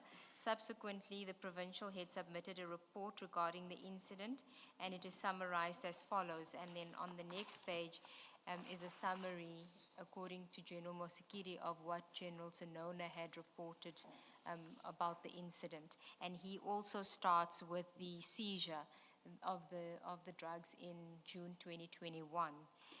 Now, we've dealt with some of the evidence that General Senona deals with in his factual report, but if I can then ask you to go to page 115, where he deals with what happens to the cocaine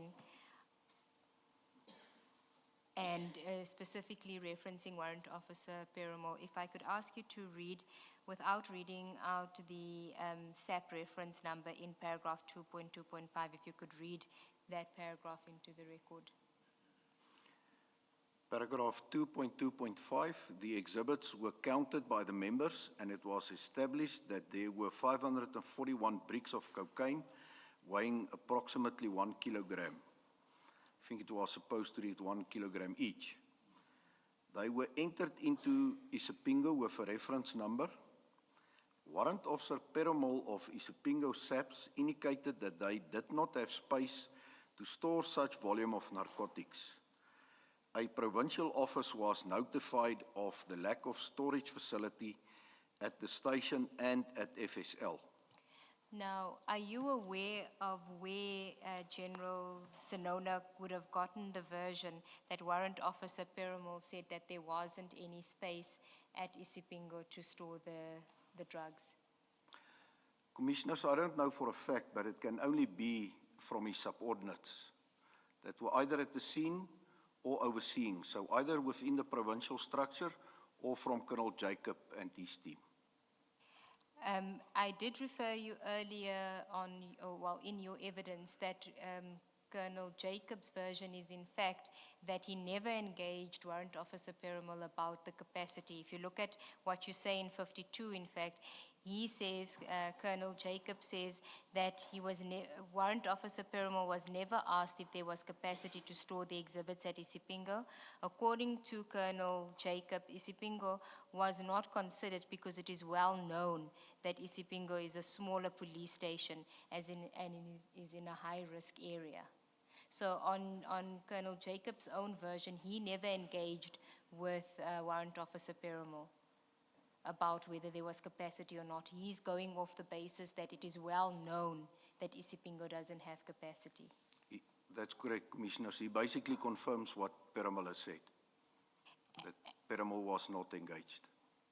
And could you find any statement in the docket, which is obviously not before us for various reasons, but could you find any statement in the docket where Warrant Officer Perumal says that he said there was no capacity? There's no such statement, Commissioners. Thank you. Thank you, General. And then at 2.2.6 on page 115, if you could just read that. The Provincial Commander for Serious Organised Crime indicated that the DPCI Port Shepstone soccer unit premises can be utilized to store the said exhibits. This location has been used to store drug exhibits previously, and it has 2 strong rooms. And who would the Provincial Commander of SOC be there in this? It is Brigadier Newswa, Commissioners. Okay, so Brigadier Nuswa would have been the one that indicated that the DPCI Port Shepstone can be used. That's correct. And do you have any knowledge of whether that facility had been previously used to store drugs? I do not have any such knowledge, Commissioners. And can you describe? Can I just understand?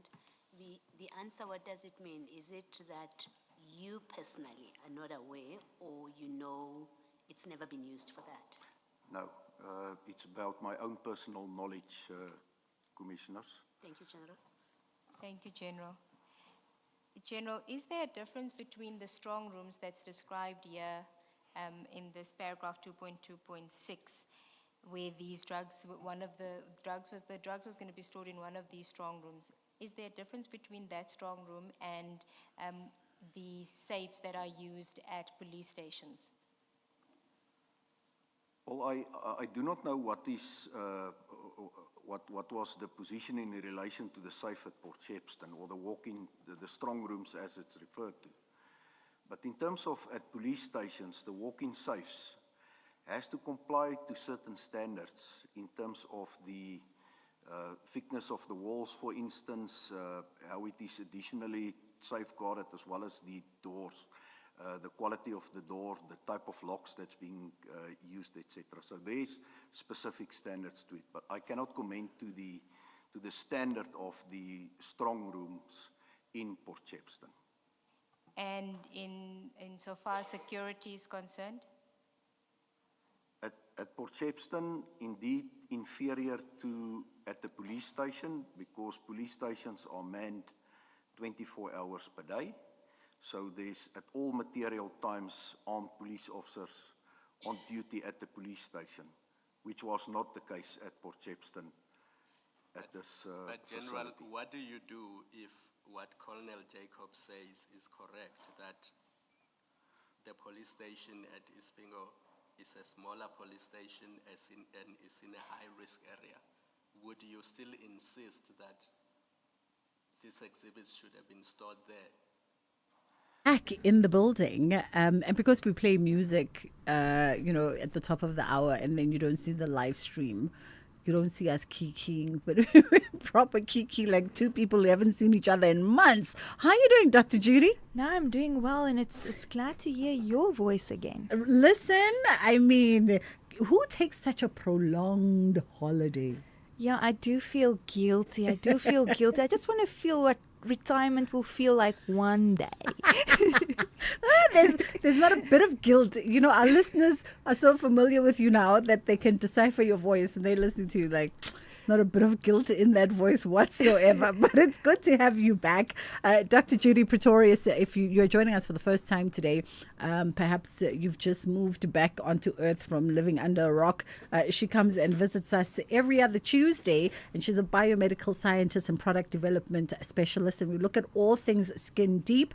And today we're looking at product ingredients that one should avoid, particularly so during pregnancy. Oh, what a tricky time that is. Yeah, and in the drive up to Mother's Day, we have to talk about this, and I think it's so special for a new lady that falls pregnant, especially for the first time. There's this scenario, the paranoia kicks in, and you get all the advice from literally friends, family, magazines, digital platforms, etc., the do's and don'ts, and it gets overwhelming. And don't eat raw foods and cheese and sushi and these type of thing. But nobody asked the question, what should your skincare routine look like when you are pregnant? And the other big question is, are there some ingredients that can be either harmful for you as a mom-to-be and also for your unborn baby? Absolutely. And I mean, weirdly enough, and we spoke about this last year, and you shared your story about how you look like a whale when you were pregnant. But because your body goes through so many changes during pregnancy, so much is happening on the outside, finding external expression of your body that you really do want to deal with, but it almost seems as though your hands are tied at the same time. Yes, I know many people are not going to appreciate it, but it's really wonderful to be a woman. Let me explain why. Because basically only when you're a girl, your skin is perfect and the contours are in place, and then you hit teenage years and then it's just acne.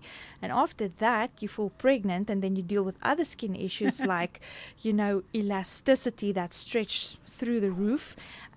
You get stretch marks and cellulite, and you get the brown linea nigra line on the tummy. Your hair starts thinning, you lose your hair.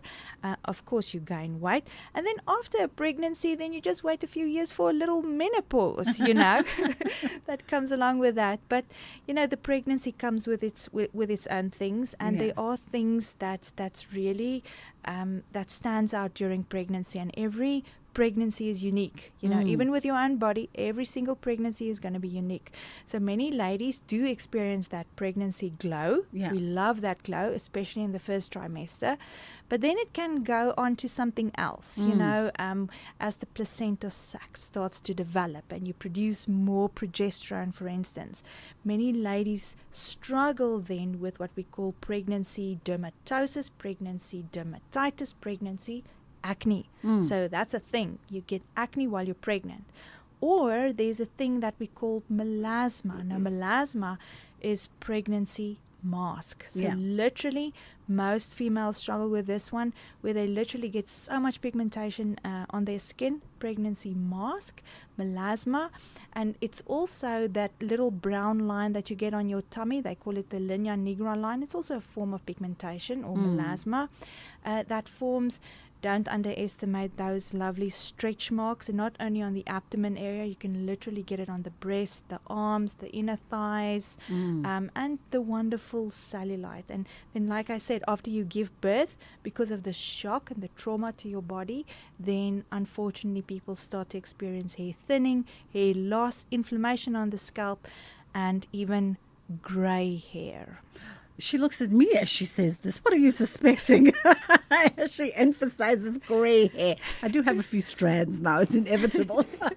I look at them every day. It's interesting also when you point out some of these things, because I feel like being a girl, I recently learned, being a female, being a girl, that even girl babies are prone to more cellulite than boy babies. I was just like, so our troubles start way at the beginning. There's definitely those folds, that announced folds. And I don't know, my kids, when they were born, I was worried whether I should at day one give them some botulinum toxin because those frowns were through the roof, and luckily they kind of outgrew that a little bit, but they definitely had that. And maybe we can claim it as girls, like we have more problems, and we need to be treated better. Absolutely, we're special people. And of course, she's joking about giving the babies because, there'll be somebody who what did she, she's Really joking. just joking. Let's talk about, so you mentioned, it's a plethora of issues that pregnant women would have. At that time. And a lot of the stuff that we have to go through physically speaks to our confidence as well, just as moms and being in the moment and be able to bask and enjoy everything. Now, when there's a limit to the ingredients that we can use topically or things that we can consume, what do we do?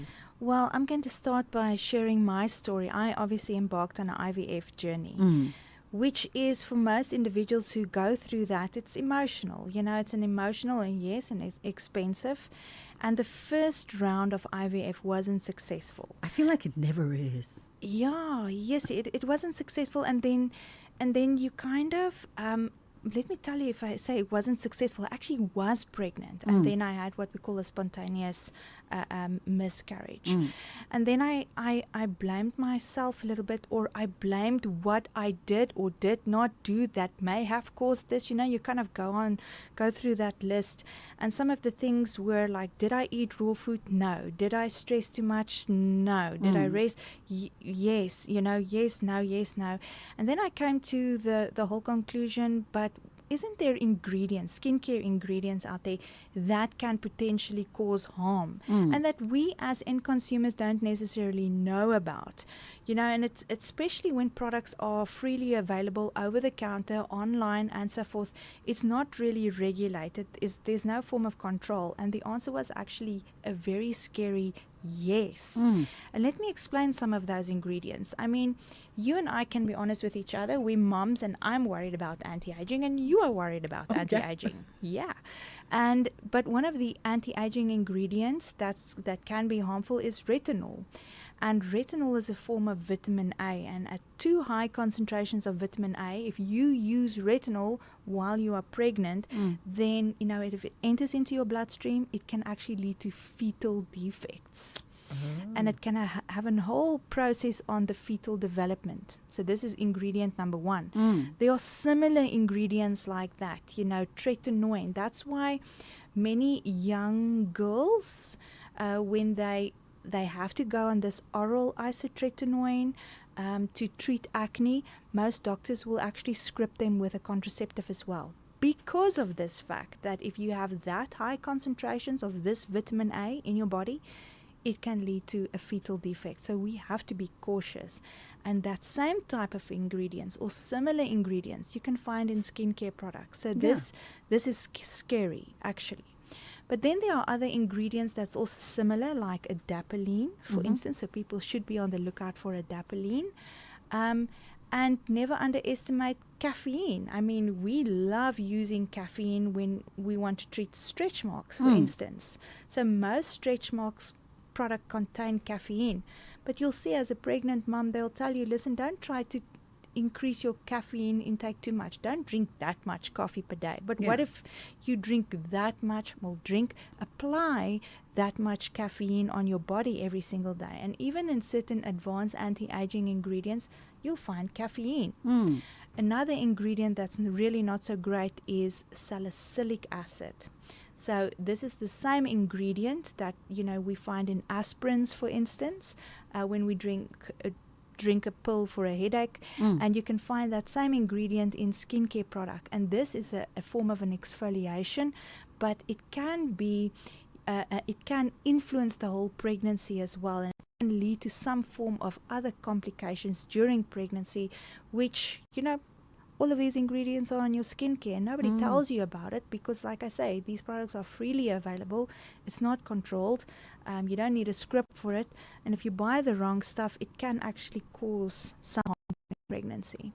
As you're talking now, and I'm just reflecting back on my recent journey, I think I did do some Googling on retinol, and that's probably because I'd been doing Googling on retinol in any case that year to introduce it to my skin. It wasn't a product that I was using. Yes. So in my subconscious mind, I was aware of the retinol versus the retinol and, the different percentages. So I cut it completely. Yeah. because I thought maybe there could be a problem. But a lot of times, as you say, this information is not communicated unless you are a mom who can afford to see someone like yourself, who's been seeing someone like yourself before pregnancy. And then when you say, I'm pregnant, then you go, whoa, okay, let's stop everything. Yes. But for most moms, they just walk into their local Clicks and Discam and woohoo, buy all these products on a shelf. There's no warnings, there's no anything. There should actually be more stricter warnings. There definitely should. I mean, these days we see these ads that demand, listen, we should put some proper warnings on food to say, listen, high sugar content, gluten, whatever the case may be. I would say the same warning applies. There would be a proper warning, even with cigarettes. This can kill you. And we have to have the same type of warnings indicating, listen, yellow, red, orange, please do not use this product while pregnant because it can cause fetal harm. It can cause pregnancy complications. And sometimes the complications are not that severe, but I mean, no pregnant woman really wants to even struggle with any form of a rash while she's pregnant. The pregnancy dermatosis or the dermatitis or whatever the case may be, because your sensitivity when you are pregnant is at an amplified state. So even the environmental extremities that work in on your skin, even something as subtle as the wind blowing too much, can create a severe sensitivity on the skin. And that's why these warnings now become so much more important. Something that's not dangerous is a normal, what I call a chemical scrub. You and I know chemical scrub. We buy chemical scrub. We scrub our bodies, our heels and so forth. But scrubs for a pregnant woman is much more sensitive. It actually can lead to severe redness. And if they start using products like that in the facial area, it can actually convert into rosacea. Sure. Okay. So, I mean, given all of that, everything that, and maybe before we even go to alternatives, what is it that makes these ingredients cautionary or ingredients to steer clear of during that time? Is it, as you say, because of the hypersensitivity of your body at that time, and obviously the connectivity to the fetus? Whatever you put on, whatever you eat goes straight to the fetus as well. Yes, it's also, it comes down to that pH levels, So for retinol, we always talk about the wrath of retinol. We love retinol. We all love retinol. But even myself, if I use retinol every day at too high concentrations, literally in about 3 days' time, I can feel my eyes become sensitive. I can feel my eyes even starting to get very dry. My lips go dry. So it's a very aggressive molecule. The same with salicylic acid. And I'm putting emphasis on acid. Some of these ingredients at particular concentration are really very acidic. And I know people are going to say, but Dr. Judy, you said that the skin is an acid mantle. I did say so. But sometimes salicylic acid is even still potent at very low pH levels. It can even be potent at pH 1. And remember, the scale is from 0 to 14. So you can imagine if the severe acidity and the severe aggressiveness of these molecules come in contact with the skin, then that dermatitis, that immediate response of the skin, shows its reaction. You see that immediate expression. And the moment when there's some form of inflammation, people do experience, like I say, the acne. And the thing that many pregnant ladies hate, and I'm saying hate, is melasma. They hate that. They don't like the complexion indifference. And the issue is, it's not like it's over the whole body. It's usually in the face. Absolutely. Now, do all of these active ingredients fall under, give the fancy words that you like to use? Is it parabens and platelets? Talk to me about it. I had a lot of platelet tests. You are such a clever lady. Because I want to know what is all that. Well, I'll get to the platelets just now, but the parabens is also a bit of a frowned upon ingredient. We call it methyl paraben and propyl paraben, and these are typically ingredients that we use to preserve certain products. Oh, okay. But I must say that's a bit old technology. It's ingredients or preservative that we used back in the day. There are newer technologies that's much more gentle, and don't underestimate the power of vitamin E. People don't believe me, but normal vitamin E is a good preservative for a product. It really works wonders.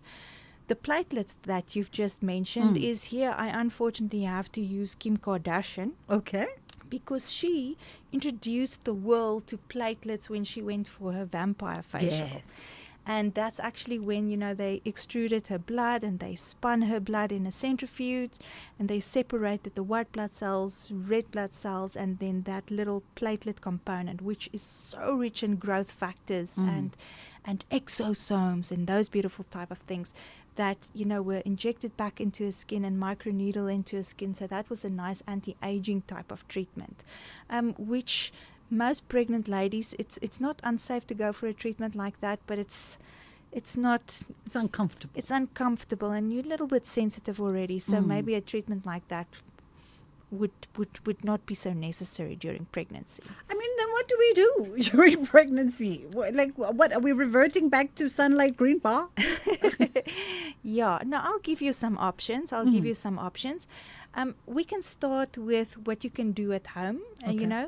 You can switch. It is definitely time to switch over to new skincare products. And yes, it's really temporary.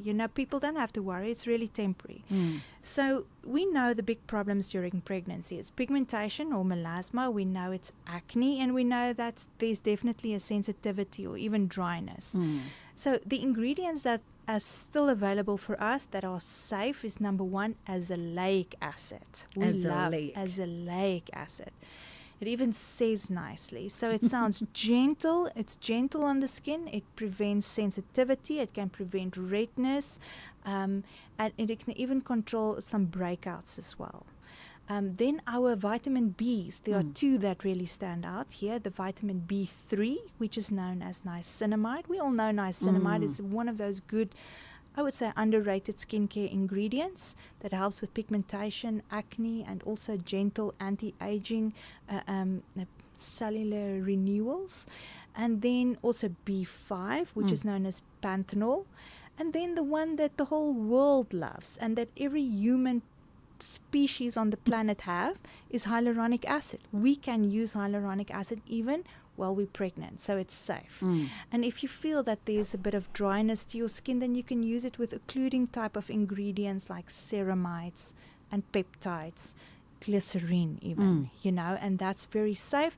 The secret is here, ladies, they must keep their abdomen hydrated and moist, because now we know we're stretching and your skin is really stretching. And the big battle is to fight that stretch mark. So yes, get your tissue oils out there, apply it every day after bathing or showering, and help your skin during this whole stretching process. So by the time you give birth, those colored stretch marks that you have, that have a grayish, pinkish, purplish type of color, just fades away naturally. It just goes away naturally, and you don't have to deal with that at least after birth. At least she gave us 3-4 ingredients to be able to use during that time. Dr. Judy, we always appreciate your advice, always sage advice indeed. You got 4 or 5 ingredients, ladies, that you can still use. That's all the time we have with Dr. Judy today. It's gone 2:30. It's time for Ondela with the news headlines, and then we'll come back on the other side with Kids Corner. Thank you, Bridget. On the news headlines, the Constitutional Court judgment on the EFF's bid to revive the Phala Phala saga will be delivered on Friday. This is revealed in correspondence from the Apex Court to the EFF, which has been calling for the delivery of the judgment on the matter, which was initially heard in November 2024. The Minister of Agriculture, Johnston Hazen, says all foot and mouth disease restrictions in KwaZulu-Natal have been lifted, and heavy rainfall in the Dr. Ruth Sukhumodzi Mumbati district northwest has caused flooding, leading to the closure of the is the theft of the cocaine. Could this have merely been a comedy of errors, or was there something more? Please express a view if you can or you are willing to. Commissioners, I'm of the view that it's no coincidence and that the sequence of events is indeed, I would just want to get the correct word, it's by design, if I can perhaps word it as such. In fact, I could even add no CCTV cameras, no 24-hour guards, and even if ordinarily they did not have those, but now that they have this much cocaine valued at the amount that it was, and perhaps the value did not matter much, this was a serious offense in and of itself. So that's 7 and 8 of the several factors. Please continue, General. General, do you still want to finalize your answer to the chair? You said it's by design. There are, of course, further factors that will add to the chair's list. So maybe you want to reserve. No, I'll maintain with that statement. Thank you, Commissioners. He says that he believes that it was by design, Chair. I don't know And if you that it heard was no coincidence. Thank you. Thank you. Thank you, General. So perhaps then let's add to the chair's list. At paragraph 60, we deal with the theft. During the period 6 to 8 November 2021, the 541 kilograms of cocaine seized on 22 June 2021 was stolen from the DPCI Port Shepstone strong room with the use of a grinder to gain entry. It is unclear when the theft occurred because the alarm system that was fitted at the premises was not properly working. In addition, there was no armed response services because the contract with the private security company was not renewed, having expired on 31 March 2020. The alarm was also not maintained. And what I mean In fact, General, we can't even tell that the drugs were stolen after the metal gate or whatever had been cut.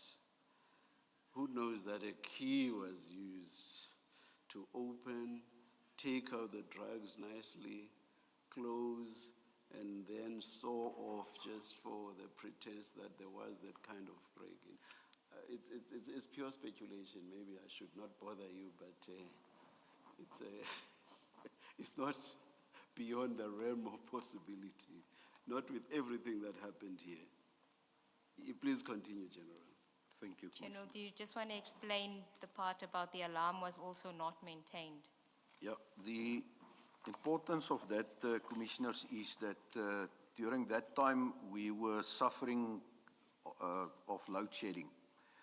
So it meant that after a series of load shedding, the alarm, when the electricity came back, would not automatically reset. It had to be done manually. And what is the relevance of that insofar as the theft is concerned, that's 6, 7, and 8? Was there load shedding? There was indeed load shedding during that period, Commissioners. Thank you, General. General, then if you can deal with paragraph 61, which I think 61 and 62, which you say is for you one of very strong indicators of these events being by design. Can you just deal with 61? It is of concern that 4 months after the seizure, the cocaine had not been transferred to FSL. As stated earlier, the exhibits must be transferred to FSL immediately, but not later than 7 working days in exceptional circumstances. Colonel Jacob indicated that he was informed by FSL that there was no space for the exhibits. This seems to be a regular occurrence. In the other seizures referred to earlier, the reason for non-compliance with the 7-day period appears to also be that FSL has no capacity to receive the exhibits. General, can I just take you back to that last sentence in paragraph 60, the alarm was also not maintained. I understood you to say because of load shedding, whenever power came back on, it had to be reset. Yes, Did I understand you correctly? it does not automatically reset, so it had to be reset. So it tells us, Commissioner, that even the battery backup systems were in all probability not fully functional anymore. And whose failing would it have been to make sure that that doesn't happen, that the alarm is reset, the battery is always functioning in that center? Well, Commissioner, I believe that the problem emerged subsequent to the contract with a security company expiring on the 31st of March 2020. So it means subsequent to that, there was no link between that alarm system and the security company. And also the equipment per se was not maintained. So new batteries was, for instance, not installed in case of load shedding. Okay, so absent the renewal of the contract, the station or the office couldn't do anything about this alarm situation? No, those type of processes need to be dealt with by supply chain management within the provincial office of the DPCI, or if it's depicted within the fashion that it's perhaps the responsibility of the owner of the building. Okay. I do not know what was the case at Port Shepstone. Thank you. Thanks, General. Thank you, General. And then paragraph 62 on page 23. This may indeed be what FSL communicated to the investigating officers when requests were made to FSL, but I wish to highlight the matter that casts doubt on the veracity of this version. On the 9th of July 2021, a few weeks after the 541 kilogram cocaine seizure, officials seized 700 kilograms of cocaine in Ayrton, Johannesburg. The Ayrton cocaine exhibits were transferred to FSL on 19 July 2021 for analysis and storage. If FSL had capacity on 19 July 2021 to store 700 kilograms, it is unclear why it did not have capacity for 541 kilograms 3 weeks earlier or at any time before the 2021 theft in Port Shepstone. But does FSL have a dedicated space for drugs? I'm just thinking, what if they had in storage something else altogether? Commissioner, I'm just thinking maybe focus now is just on drugs. And you know, when last did you store drugs? You stored them on 19 July 2021. But that does not also answer the question, what else could have been stored during that period?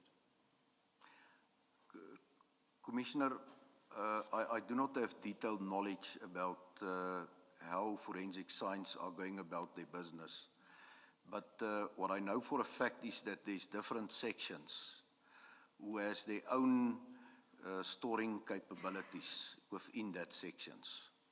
So I would then consider it that the narcotics section would have its own dedicated storage facilities, because those analysts are dealing with narcotic cases only.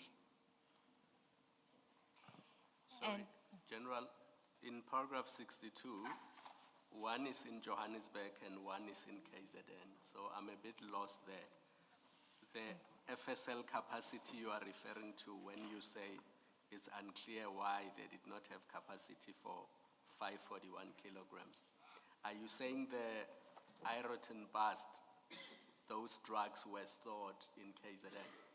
No, by no means. Are you suggesting that the ones that were found in KZN should have been brought to Johannesburg? That's correct. Okay. That's correct, Commissioner. Sorry, General, in answering that question, can you just explain to the commissioners again the anomaly here with the Amamzantoti reference versus what happened with the other bus that you looked at? and where they went? Yeah, all the other major seizures, commissioners, were submitted to the main lab, and that is in Silverton, Pretoria, Forensic Science Laboratory. Strange enough, with this matter, only the correspondence took place between Colonel Jacob and the lab in Amanzimtoti. Whilst everybody is privy to the fact that the major busts, all the exhibits, are transported to the main lab in Pretoria. Thank you, Commissioners. When does Colonel Jacob say who at FSL Amanzimtoti he spoke to that said they don't have capacity?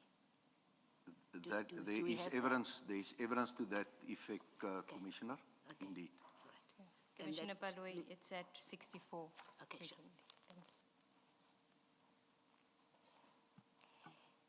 You may proceed, General. 60. If we can just on 62 deal with FSL. In your experience, is it indeed the case that they regularly inform investigating officers who need to transfer exhibits to their facilities that they don't have capacity? It happens indeed from time to time, Commissioner. Obviously, it depends on how much exhibits are delivered and whether they are stacked to capacity or not. So indeed, it's happening. It's a practical problem. But obviously, if there's massive seizures and you speak to commanders within that space, I believe you will be accommodated, if anyhow possible. And then, General, if the exceptional circumstances scenario, which says it must be done no later than 7 working days, so now the 7 days expire, what is the obligation on the investigating officer insofar as ensuring that FSL does at some point get the exhibits? Do they just leave it until they hear from FSL, or do they have to do regular inquiries? How does it work? No, there needs to be regular inquiries, Commissioners, but not just from the investigator. The investigator is operating at a low level. Although they are performing a critical role within the system, this needs to go further. We have a process in place where we call a priority request. So under these circumstances, a provincial commander or a unit commander or the provincial head is at liberty to submit a request to the leadership of the Forensic Science Laboratory and request, obviously depending on the sensitivity and the urgency of completing an investigation, to prioritize this matter. And it's my experience from General Mulahutsi and his team that whenever we submit such requests, it's adhered to as a matter of urgency. So there is provision for that. We cannot expect FSL to follow up with the investigators. It's part of our responsibility as leaders and managers to ensure that we assist the investigators to get those exhibits to FSL as a matter of urgency. And is a bust of 541 kilograms of cocaine considered to be significant? Indeed, Commissioners. If we consider the only bigger seizure was the ton of cocaine, and then the 541 kilograms was the second biggest cocaine bust, although the Mandrax seizure was a bit more. But it is indeed significant if we look at the black market value of these seizures. And there's the 700 Eriton, 700 kg. Yeah, I've specifically referred to the KZN seizures, okay. Commissioners. But indeed, the Johannesburg Eriton seizure is also noteworthy.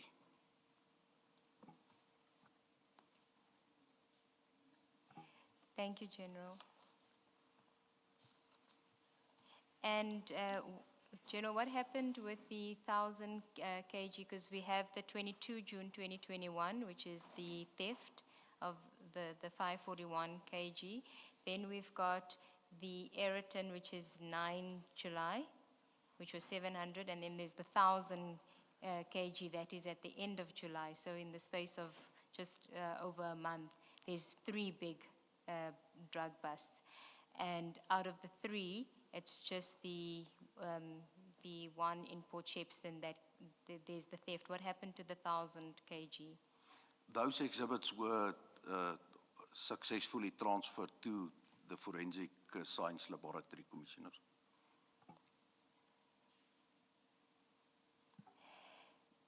Then if we can deal with paragraph 63. I referred earlier to the 2021 information note by General Musikidi regarding the theft of the cocaine at Port Shepstone. In this information note, reference is made to an attempted break-in at the premises in early October 2021, a few weeks before the 2021 theft. According to the information note, attempts were made to finalize the investigation to mitigate the threat posed by storing exhibits at the premises. Can we then go to the information note, page 116? It's HFF4. And this is still the factual report from General Sonona. So if you can read 2.3 and then 2.3.1, the heading at 2.3. 2.3, the provincial head further reported that, 2.3.1, during early October 2021, the provincial commander informed the investigating officer, Lieutenant Colonel Jacob, of an attempted break-in at the Port Shepstone office. Upon further discussions with the provincial management, attempts were made to finalize the investigation. This was done to mitigate the threat posed by having exhibits stored at Port Shepstone offices.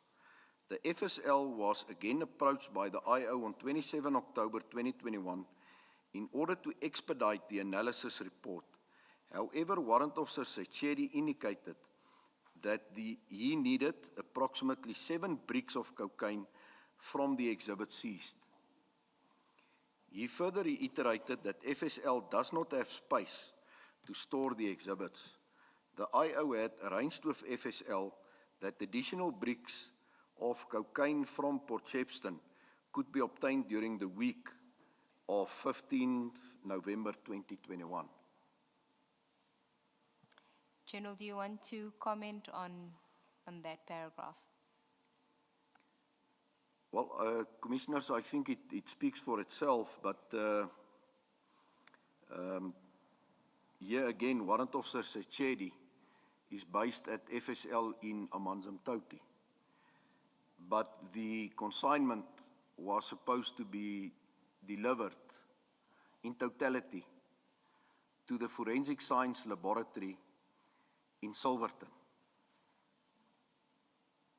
Thank you. General, can you then go to paragraph 64 of your report and read that?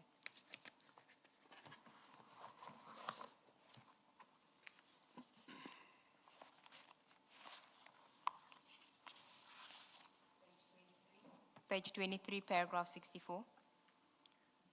There is an allegation that FSL was again contacted on 27 October 2021 to expedite the analysis report. However, Warrant Officer Sechedi reiterated that FSL did not have space to store the exhibits.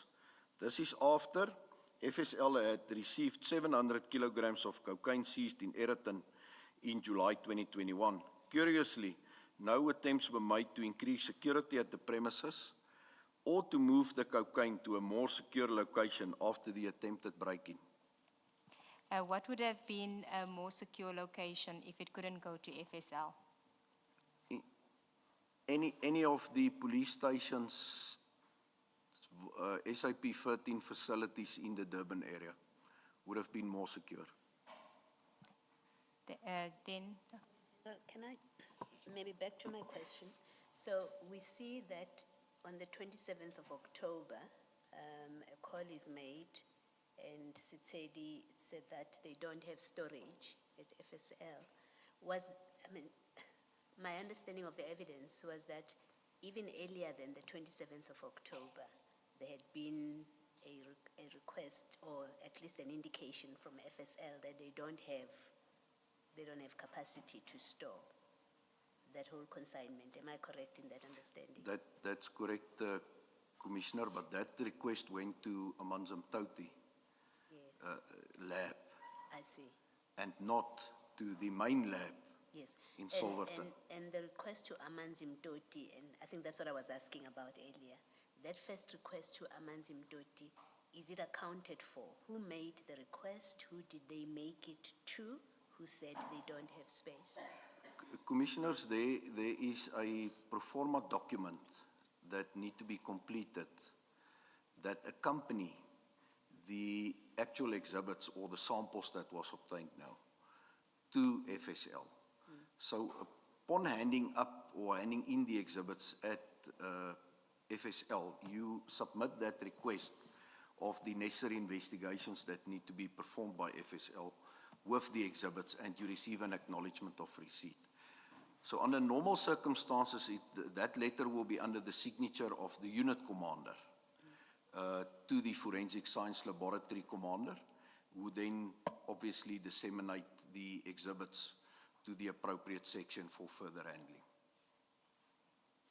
So if for some good reason a decision had been made not to transfer this consignment to Silverton, but let's say there was a good reason and it was to be taken to Amanzim Toti, you're saying that process would follow. There would be a completion of a pro forma document that gets submitted. And would that be for the entire consignment? No, Commissioner, obviously if the entire consignment was submitted, then that request would have included then all the seal numbers of all the exhibits. So under these circumstances, the request would have only spoken to the samples that was submitted. Yeah. So there was never a request to Amanzim Toti for the entire consignment to be taken to Amanzim Toti. At least there's no record of that. There's no written records of that, Commissioner. Okay. Although obviously there's a lot of indications that there was telephonic discussions between the detectives in KZN, the DPCI detectives, and FSL. Okay. And it's substantiated with witness statements. Yes, I understand that part. I think what I'm trying to clear is to distinguish a conversation about a sample. Yes. Between DPCI and FSL, and a conversation between the same parties, FSL Amanzim Toti, about the entire consignment. I'm just trying to get clarity of mind that what was the discussion about? It was about a sample or about the entire consignment? I think both, Commissioners. Obviously, in writing was the request for the sampling of the or the analysis of the samples. Yes. But according to the investigation team, they also made efforts to get the exhibits in totality deposited to Amanzim Toti. But it does not add up because in all the other instances, it was transferred successfully to FSL main lab in Silverton. Okay. Thank you, General. Thank you, Ms. Thank you, Commissioner. General, we're now at, General, just on the samples, so now we have another version that there was then a request from FSL for presumably 7 bricks. Is that usual for them to be requesting, to be making those kind of requests for samples, FSL? Commissioners, I cannot account for the truth of that version, but it does not make sense to me. And it goes back to my earlier argument that detectives are not scientists like the analysts or experts at FSL. We know nothing about random sampling, so how would they have decided to pick 7 of the 541 bricks? in any event for forensics to be in a position to bring out a report, they had to weigh all the exhibits on a calibrated scale, which is provided for within the FSL space. And do you know if the bricks were ever, the 7 additional bricks were ever submitted to the FSL? That never transpired, Commissioners. So the 7 bricks never went to FSL? That's correct. Ms. Nube, sorry I need to complete my question. I think you asked it again, but the final leg of it was missing. The 1,000 kilogram bust, you said the exhibits were stored at Maiden Wharf. And then in the follow-up question by Ms. Nube, you said they were later transferred to FSL in Silverton. After how long was that? And I'm trying to make sense of the Port Shepstone one. Was it after 5 months or was it in a short space of time? Commissioners, if I can perhaps just be referred to my statement, the correct paragraph, because there was a period that lapsed. Yeah. It's paragraph 58, and then much earlier, I don't think in the earlier paragraph, that's when I asked the question. Yeah, they said we'll come to it later. Yes. And where we dealt with it was... If my memory serves me correct, that 1,000 kilogram seizure was submitted to FSL subsequent to the break-in at Port Shepstone. So it was early in December of 2021. But then you can't use that example to say, well, if it happened in the 1,000 kilogram case, then the Port Shepstone one must also have been sent to FSL. Because as you say, this 1,000 kilogram cocaine bust was only sent to FSL after November, which means after the Port Shepstone incident, which means it's possible that if the Port Shepstone incident had not happened, this bust would also not have been transferred to FSL.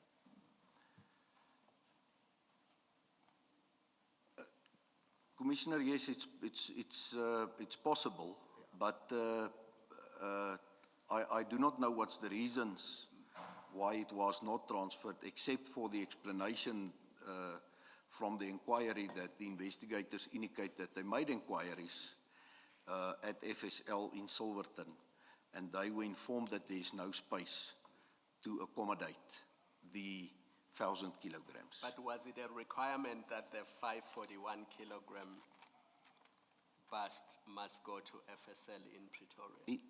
Indeed, everything must ultimately land up with the main lab in Pretoria, Commissioner, because after completion of the investigation and the SAP 83A is completed, the exhibits, all the drugs, need to be destroyed by FSL.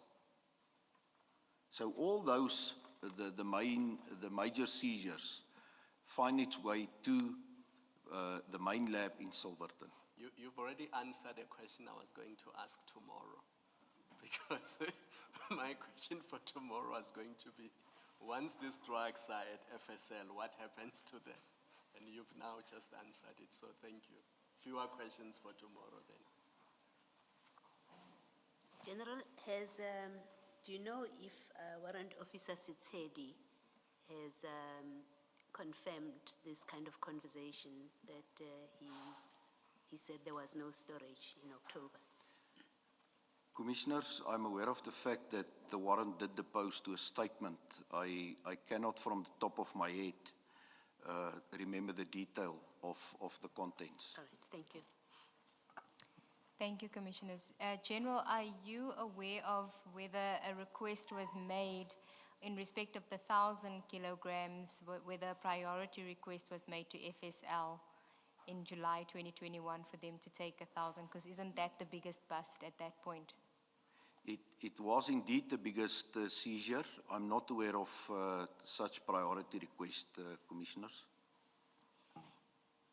And in respect of the 700 kilograms for Ayrton, are you aware if there was a special request there? Because that movement was quite quick, from 9 July, the seizure, to 19 July.